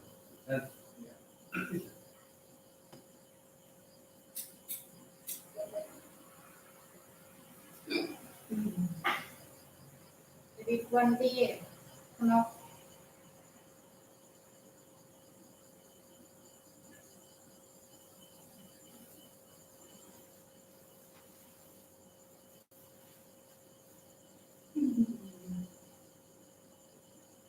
You just shot a little bit. Danny. Yeah. David Danny. You look good? Yeah. You? Yeah. David. Me? Yeah. Yeah.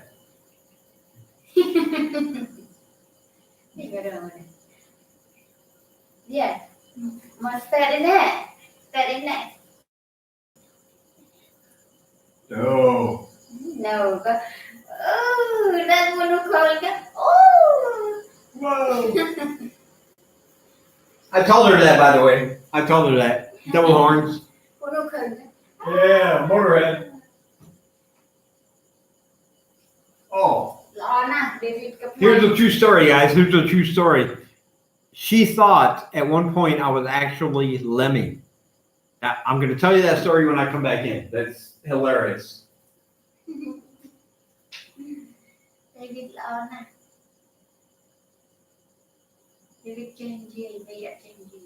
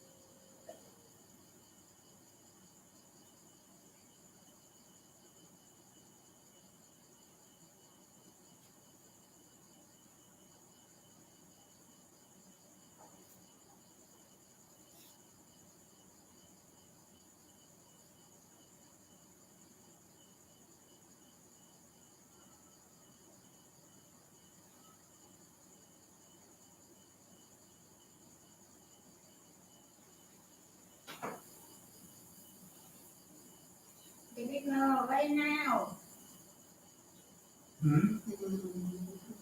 David, right now. Do you want the shot? Yes. You?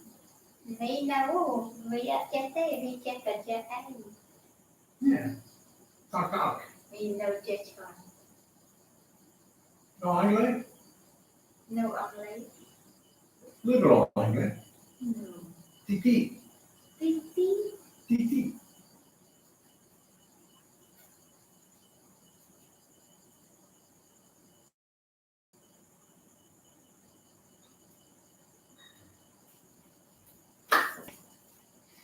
Boop. Yeah. Boop. Yeah. Yeah. Bugs. We have bugs. Oh, Man. sorry about that. Man, hey. Man, Tyler. I got to tell you, man, I have a YouTube channel, and her favorite YouTube channel is Mark Wiens. She loves Mark Wiens. She watches all of his videos, sometimes binge watches them. Like even ones I know she's seen 4 or 5 times before. She'll just,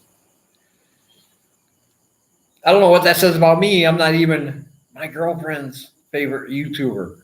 I don't know what to say about that.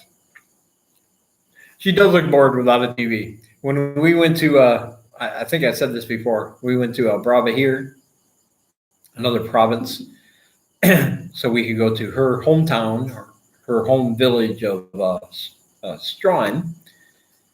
And we stayed there for a couple of nights in a hotel, and they had cable. And it was hard getting her away from that TV. Just like a woman back in the United States, they have their stories. Cambodian stories are really like overly dramatic, and just they're a lot of fun to watch.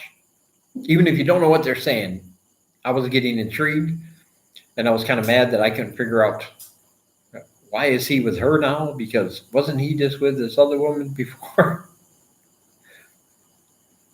It's just the way it is. Oh, the dirt bikes. A dirt bike that you can ride on roads. Dirt bikes are going to be typically more than your typical motorbike.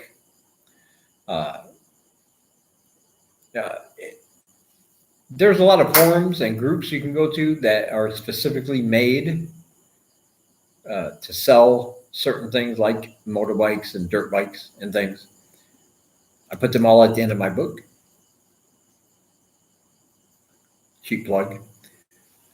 Live in Cambodia. A guide for living in the Kingdom of Wonder. I'm going to have lots of resources at the bottom, at the end of the book, that are going to have links to groups, forums, restaurants, bars, all their websites and or social media pages that you guys can check out and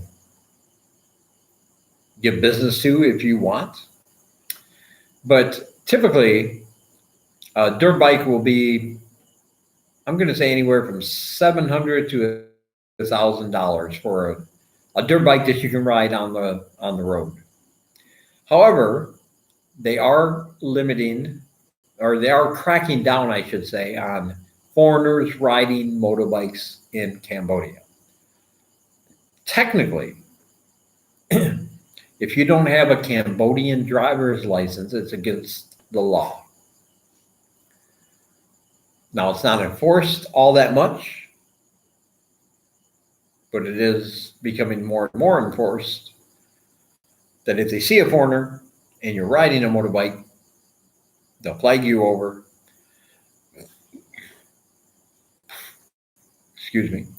And check to see if you have a Cambodian driver's license. Now, your driver's license from back home doesn't matter. International driver's license doesn't matter. You have to have a Cambodian driver's license. You can get one of those in Phnom Penh for about $10. And from what I understand, it's a very simple test. It's not a lot of hassle. So I would always recommend that if you want to ride around yourself. Now, if you're just a passenger,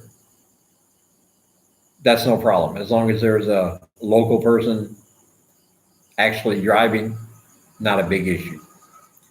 But if you do get pulled over, you don't have a Cambodian driver's license, they're going to threaten to take away your bike.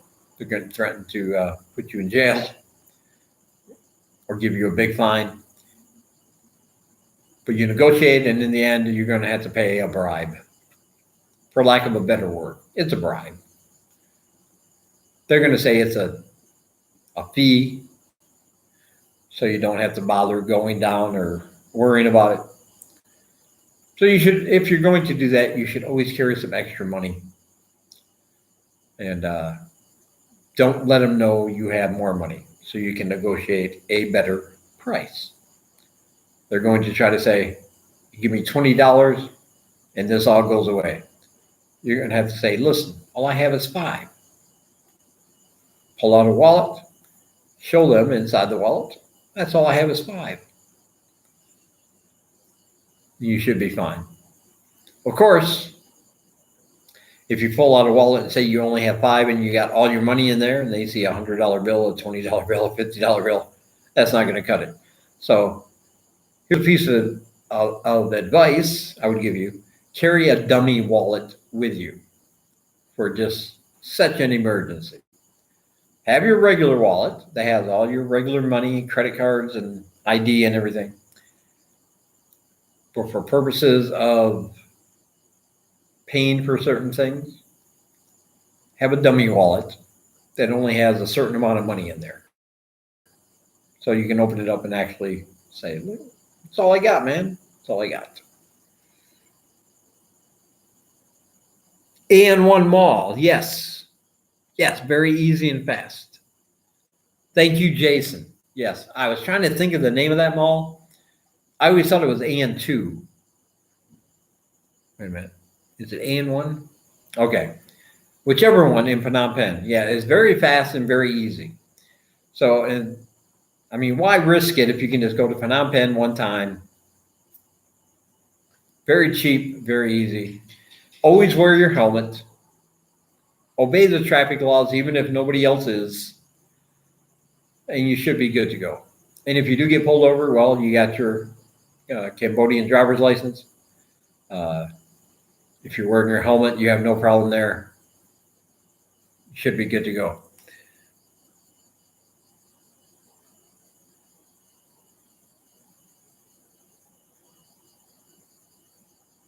So I've been out of the West now for about 2 years, right? Yeah, almost 2 years. January will be 2 years. You ever thought about going home over the summertime when it's hot in Siem Reap and then working and saving that money and then going back to Siem Reap? I've never thought about that, no.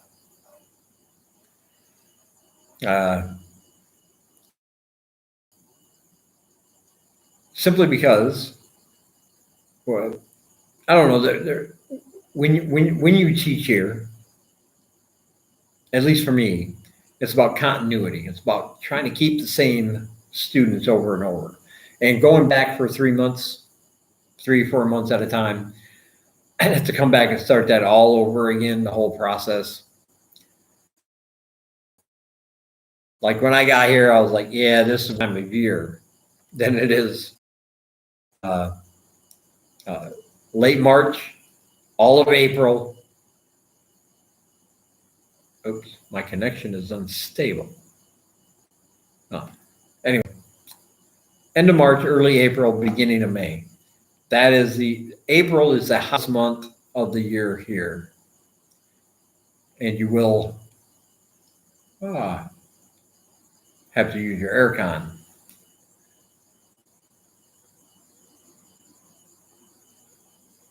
The cinema at the mall, I don't know. I didn't go up there. I did the mall video, but I didn't go up to the 3rd floor to check out it's called the Legendary Cinema. Simply because I wanted to get the original cinema done first. I wanted to make that video first before I checked out the other one. So I don't know what that one's like. But it seemed to be pretty fancy. It's dedicated to the whole 3rd floor above the new Heritage Walk Mall.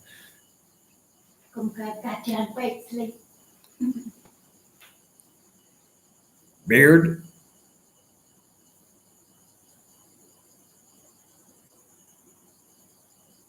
Oh, 7 months, and then, yeah. Hang on a second.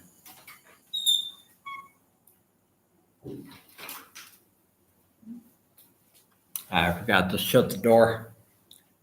There's another tip I'll give you. If you got the air on, shut the door. Otherwise, your electric bill is going to go crazy. Okay, cinema, gym, and sports bar. All those are basically in the same area. So I can do that probably in one fell swoop. Might even be able to, well, not tomorrow. Tomorrow I have to go on the other side of town a little bit, down Watbo Road.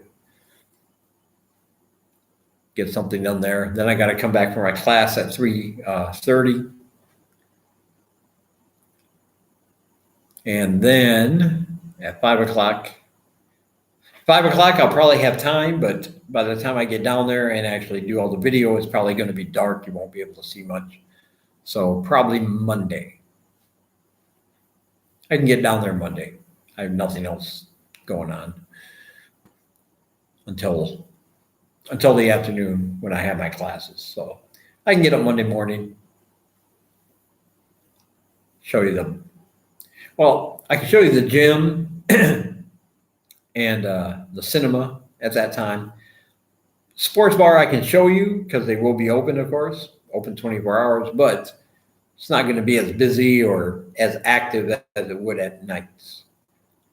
But the next time I'm down near Polk Street at night, I'll make it a point to go across the street to Sucksand Road and get some video of the sports bar also.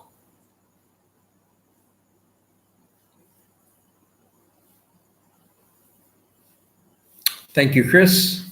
Yeah, and like I just want to say that you know, my life here is my life here. Like everything I'm telling you is based on my personal experience and the way I feel about Siem Reap. Like I don't want to leave Siem Reap. I don't want to live here part-time. I want to live here full-time. But that's not saying it's the only way, and it's not saying it's the right way for somebody else like you. I'm saying that's the way for me. I know people who do live here, only, you know, they spend 6 months here, 6 months back in their home country. They have connections back there. They might have businesses back there. They have family back there. And so they divide their time. And there's nothing wrong with that. Absolutely nothing. They're not better because they do that, and they're not worse because they do that. It's just a matter of personal choice. So my choice is just to stay here full-time all the time. But if it makes you happy to want to go back, you know, for 2 or 3 months every so often, I do it.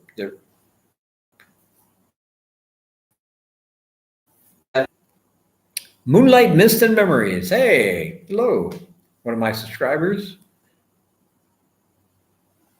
Always remove the key immediately.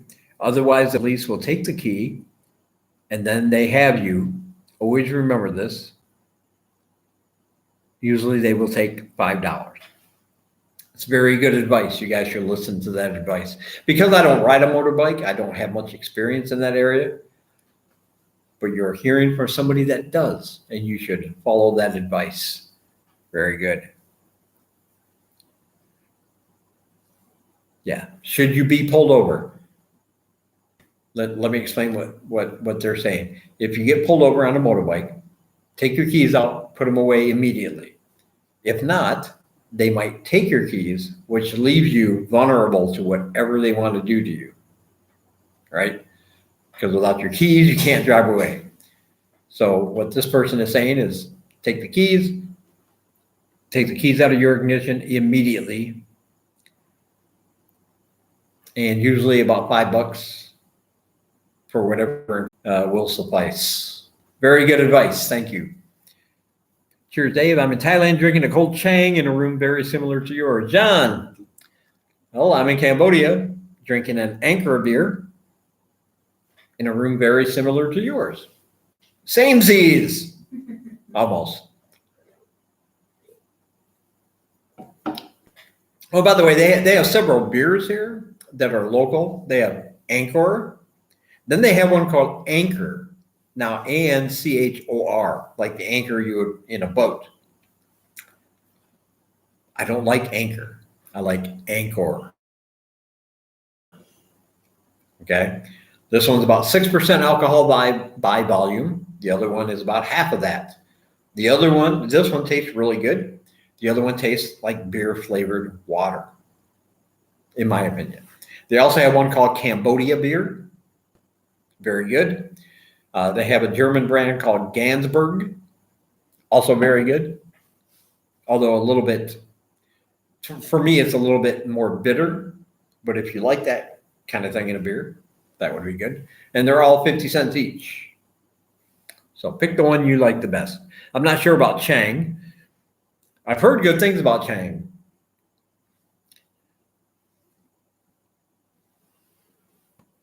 I do want to do a,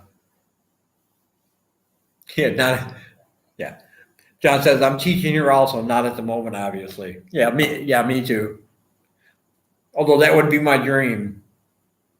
What are you doing? Yeah, I'm teaching. Pay me and go away. Big one. Pick me another 6-pack while you're done. That would be great. We do live streams a few times a week. Yeah, my normal schedule, well, I don't really have a schedule for uploading. When I go out, I just say, I might as well start recording something. Maybe somebody asked me a question they need an answer to, or I just like the scenery. But usually about 3-4 times a week, I upload regular videos. So it's not like the live stream is taking over the channel. I know a lot of people, they see a lot of live streams in between my regular videos and they don't prefer those. They prefer the regular videos of me walking around, showing my point of view, right? And I get it and I understand and that's cool. I'm always going to do those. But I figure like if I make one and then I'm going to upload another one 3 days later, in between I can have these little kind of sessions once every so often, right?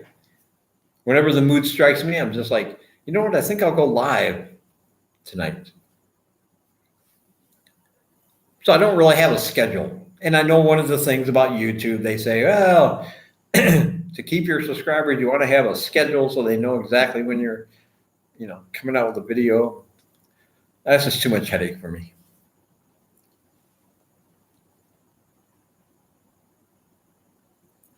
I've never watched a man called Hobo Traveler. I've never heard of that individual. How long is the school year?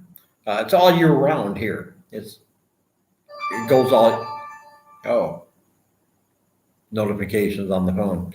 No, it's all year round. The last actual school I taught at, I taught from September to September, except for holidays. And I can't say this, holidays are great here because you get like 23 of them a year. And a few of them are like 3, 4, maybe even a whole week off. So you do get a lot of holiday days here in Cambodia. But it's basically all year for most schools.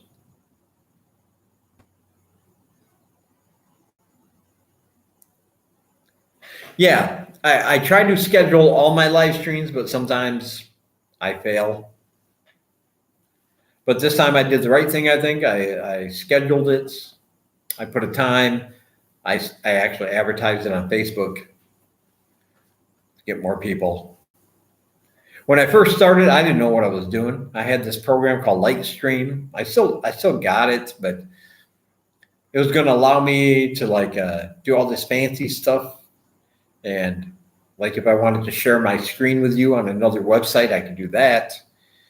But it would just want to be in more than my internet could take. And it didn't come out very well. Now, until I get 1,000 subscribers, I can't live stream mobile on my mobile, so I can't be out and about. But they will let me do this on my webcam from my apartment or wherever I got my webcam with me, on my laptop or desktop. So I think they'll get better as soon as I hit that 1,000 subscriber mark where I can actually get out, and I think that'll be a little bit more exciting. Fancy Chinese restaurants. Yes, they do.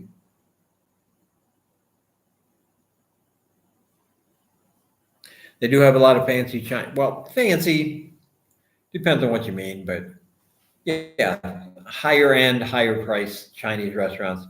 If you go down Highway 6, they have several.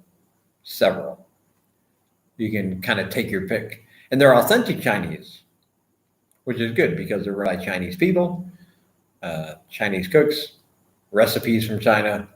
They're not the watered down versions you might be used to back in Western countries. How many hours do you teach a day? Typically, anywhere from 2 to 4. Now that's because I'm on my own schedule. When I was at the school, I was teaching 6 hours a day and sometimes 7. Sometimes I had an adult class at night that I would be asked to teach.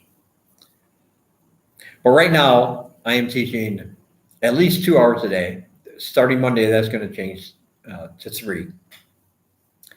I teach 1 hour at a temple, at a pagoda, a wat, whatever you want to call it. I teach students there.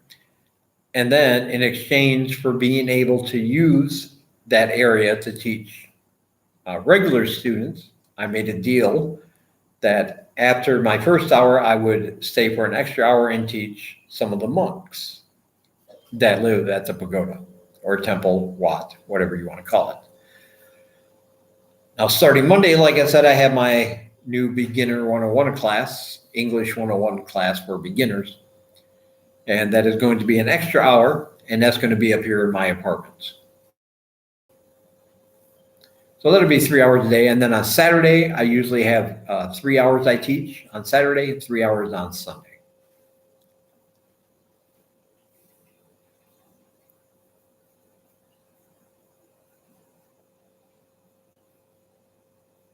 Yeah, rules in Thailand are changing. I've heard about it. I subscribe to a Thai visa form or Thai visa form, whatever the name is.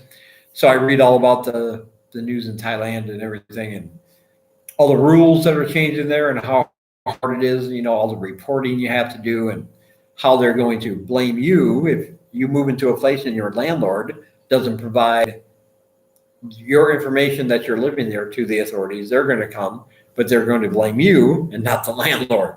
All right. And there's none of that problem here. When you first move into an apartment here, your landlord is going to need a copy of your passport and your current visa. He'll make a copy, hand you back your passport. That way, should immigration come, he can just show them copies. Say, everybody here is good to go. But there's no reporting. You don't have to report to authorities. Nothing like that. And if you got a retirement visa, it's really, really easy, man. Once a year, you just go and renew it. You don't have to report anywhere. It's a year visa, so it's multiple entry. You can leave the country and come back as you wish. It's very, very user-friendly compared to what I've been hearing about Thailand. Now, of course, I've never been to Thailand. I don't know anything about the official rules in Thailand. But from what I've been hearing, Cambodia is much simpler.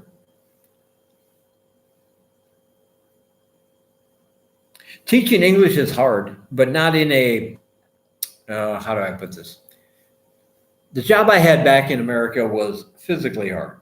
Believe it or not, I used to have some muscle on these scrawny arms because I would be picking up parts all day and packing them, bending, moving, and bending and moving. I worked in a factory that made parts for automobiles, if you don't already know my background. And I hated it, but it was very physically hard. Now, teaching is mentally kind of hard because there's a lot going on. You have to make lesson plans for every level of students you teach. Are they beginners? Are they intermediate? Are they advanced? What level of intermediate? What level of beginner? What level of advanced are they? Because there are different levels within those levels. And you have to think of things every day that build upon the last lesson for each class or each student, right? And you have to make sure it makes sense to them. So mentally, it can be challenging. But once you get into a routine, once you get into a rhythm, it's fairly easy to figure out. And once you start doing it and you have like a whole bunch of lesson plans from the past that you've already done, when you start a new class, it's easier because you've already got the lesson plan. You can be, all right, I'm starting a new English 101 class, a new beginner class. Well, I already have my lesson plans made from the last time I did that, right? I got them saved. I got copies right here. So you don't have to do the work all over again. You can just start from the first one to the second one to the third one all over again. So it gets easier as time goes by. But when you're first starting, you might stress a little bit about, what am I going to teach today? And I would always say, go back to what you taught yesterday. You want to start there You want to start the class with words, phrases, vocabulary, or whatever lessons you taught the day before. And you want to be sure that they remember that. And if they haven't, don't be afraid to go over them all again in your class time. Because the thing is, you're not there to just say words for an hour and then go on to something else. Your job is to make sure they learn. And if it takes 3 days to learn one lesson, then so be it. Take the 3 days, but just be sure they learn that before you just move on to the next thing.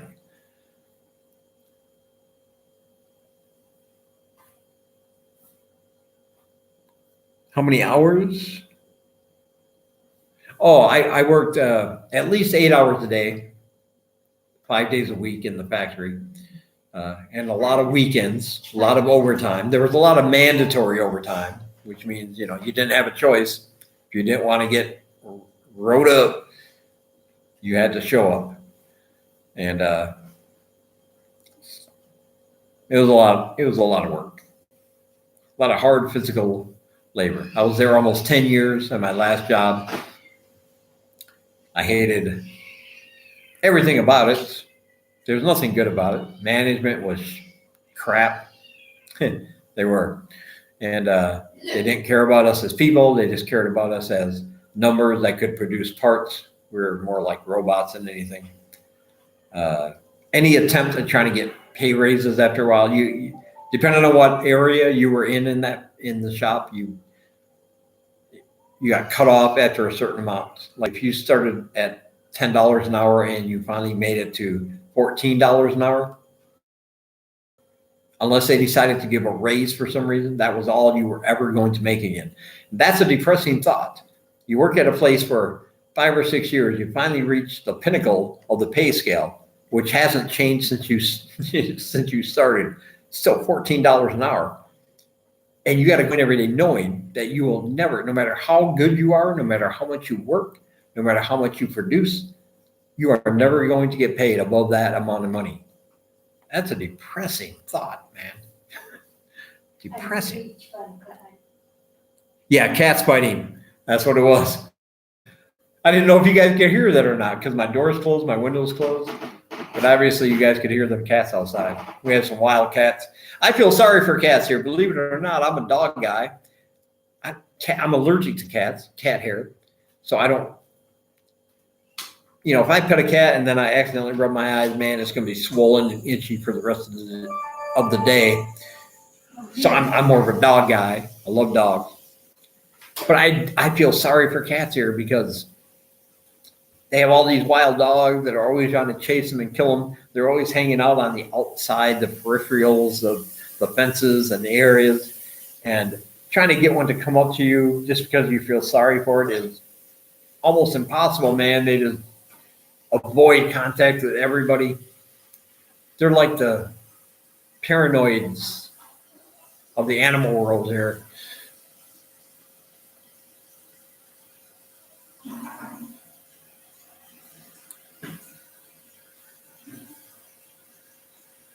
Yeah, I agree, man. I tell that to people too, John.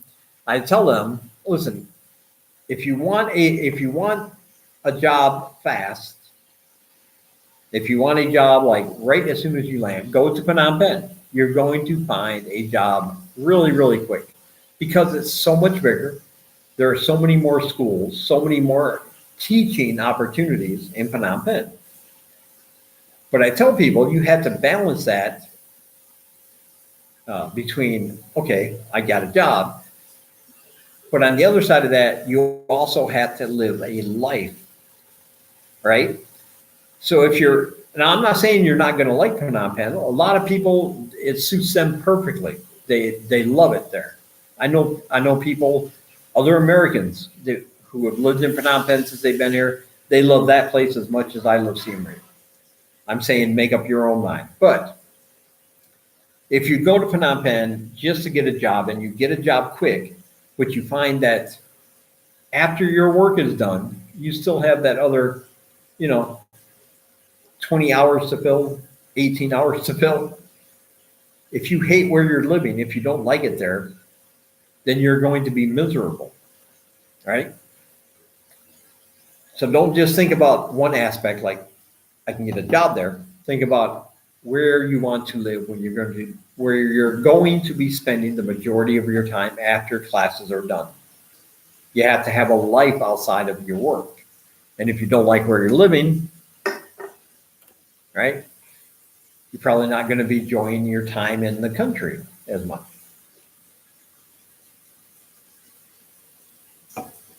I mean, if you love the big cities that are bustling all the time, you might love Phnom Penh. I like Siem Reap because it's a little bit slower paced, it's a little bit more laid back, and it's very easy to negotiate and get around. And that makes up for any frustrations I might have when teaching. Because I'm like, okay, after the class is done, there is a buggy, by the way. After the class is done, no matter how bad the students were that day, I'm going to go back and enjoy myself anyway. But if you hate where you're living, if you don't like where you're living, and you have a bad day at teaching, you have really nothing to look forward to. You're going to be like, oh God, the kids were horrible today. I can't wait to get out.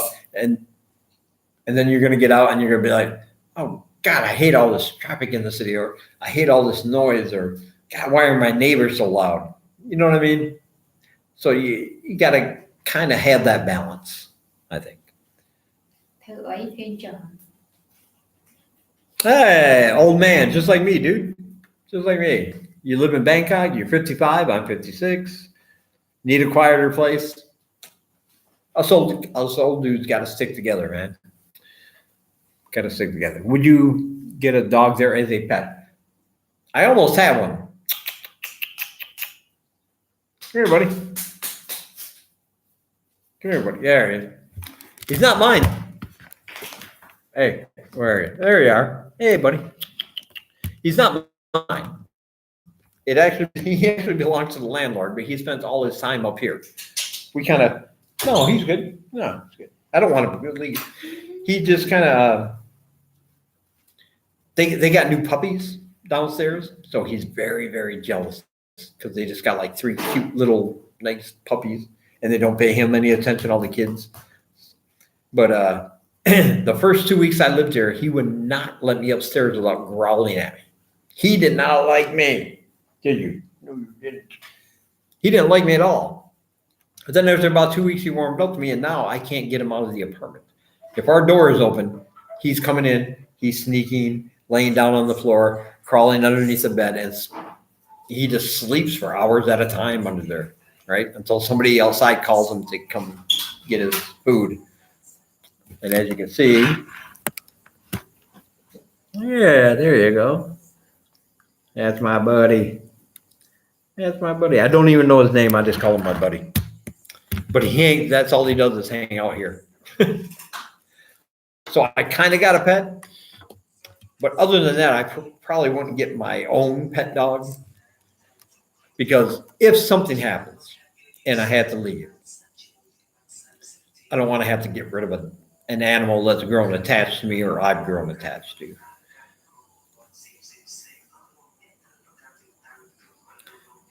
Is there an even quieter place than Siem Reap with good internet connection? Well, yes and no. There are quieter places than Siem Reap. Good internet connection? Probably not. Any of the outer villages on the outside of town are going to be quieter. They're not going to stay open as late. By 9, 10 o'clock, everything's going to be closed. Everybody's going to be indoors. But the internet connection is probably not going to be great at all. Even in town, even in Siem Reap, it's not great unless you have your own. So probably not.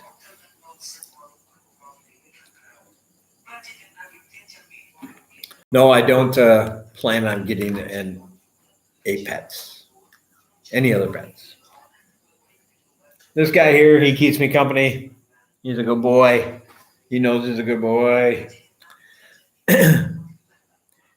The women here are okay. Got the good ones. Got the bad ones, got the ones you can't figure out, got the crazy ones.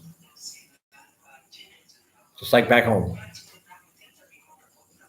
And sometimes they're all bundled together into one woman.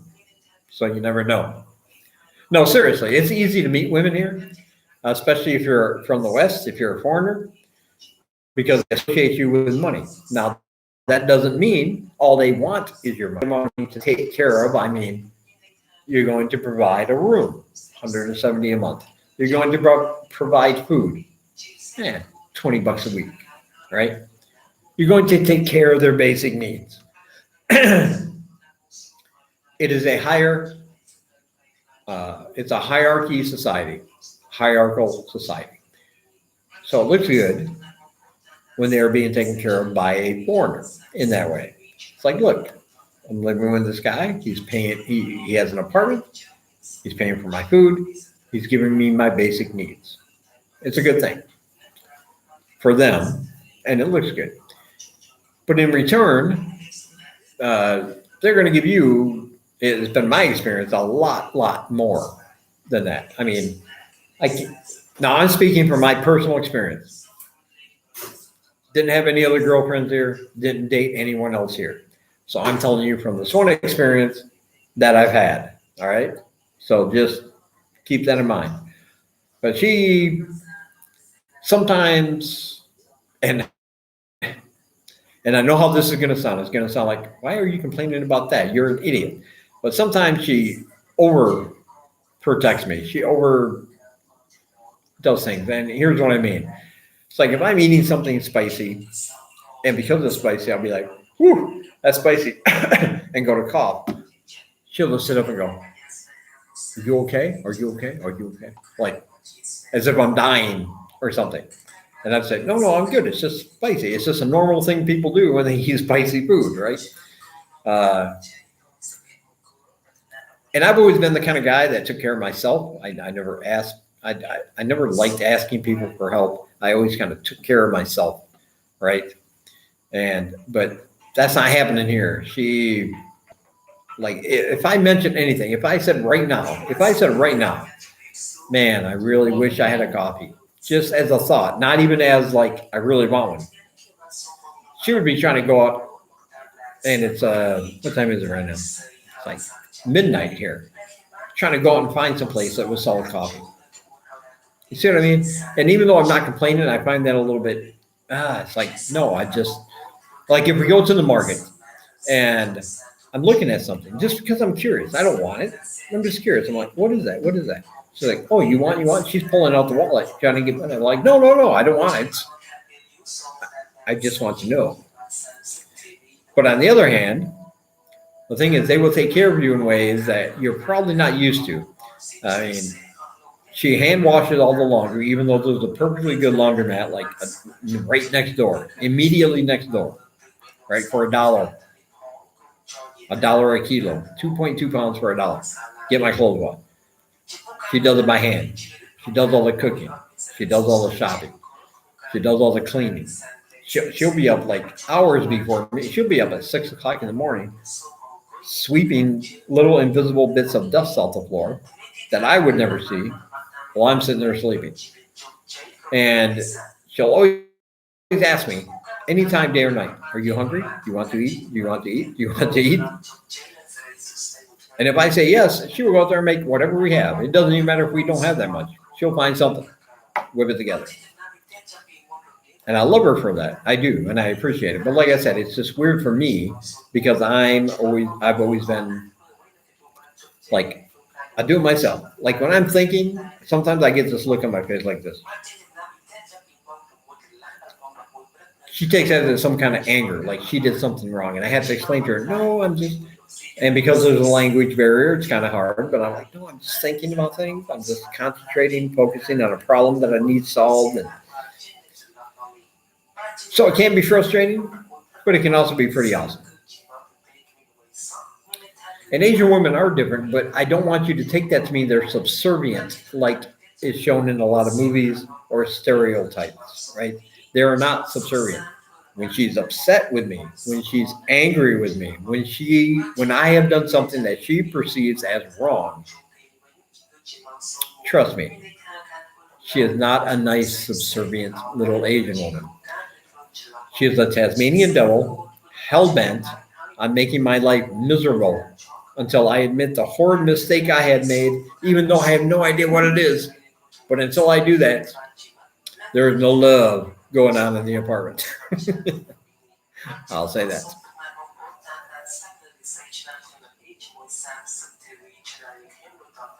They are, Chris. They are very strong and very strong-willed. And like I said, man, when she gets mad at, like she'll hear bits and pieces of conversation and think I'm talking about something I'm not talking about. But when I get home, man, she just like, and I know it's coming because she'll sit there and she's talking to herself in Khmer really fast, right? She's speaking Khmer really fast. And I'll be like, what did you say? What? Are you talking to me? And she won't even answer me. She'll just be like, blah, blah, blah, blah, blah, blah, blah. Khmer, she knows I don't know Khmer, so I have no idea. And then a minute later, it'll just come flying at me as much English as she can. And I realize, oh my God, I did something wrong. Yeah, the storm is brewing. That's about it too. There's a storm of brewing. But for the most part, they get at least Sengalai, she gets over it really fast when I explain, mean anything about it, and I don't know what else to say. But yeah, but it's good, man, for just providing the basic things. You're getting so much more in return. I mean, like I said, if I asked her right now, we have some meat in the refrigerator and vegetables. If I said I wanted a whole meal, huh?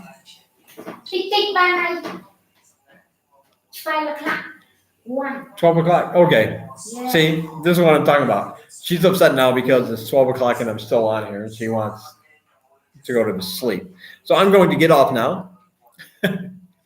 Say good night. I'm going to get up. Say good night. Good night. Good night.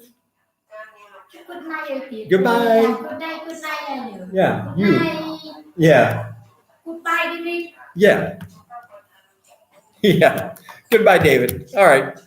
Anyway, you see what I mean? If I don't get off in the next couple minutes, I'm going to hear about it all day. And as much as I love talking to you guys, and I really do, I don't need all that kind of crap tomorrow. So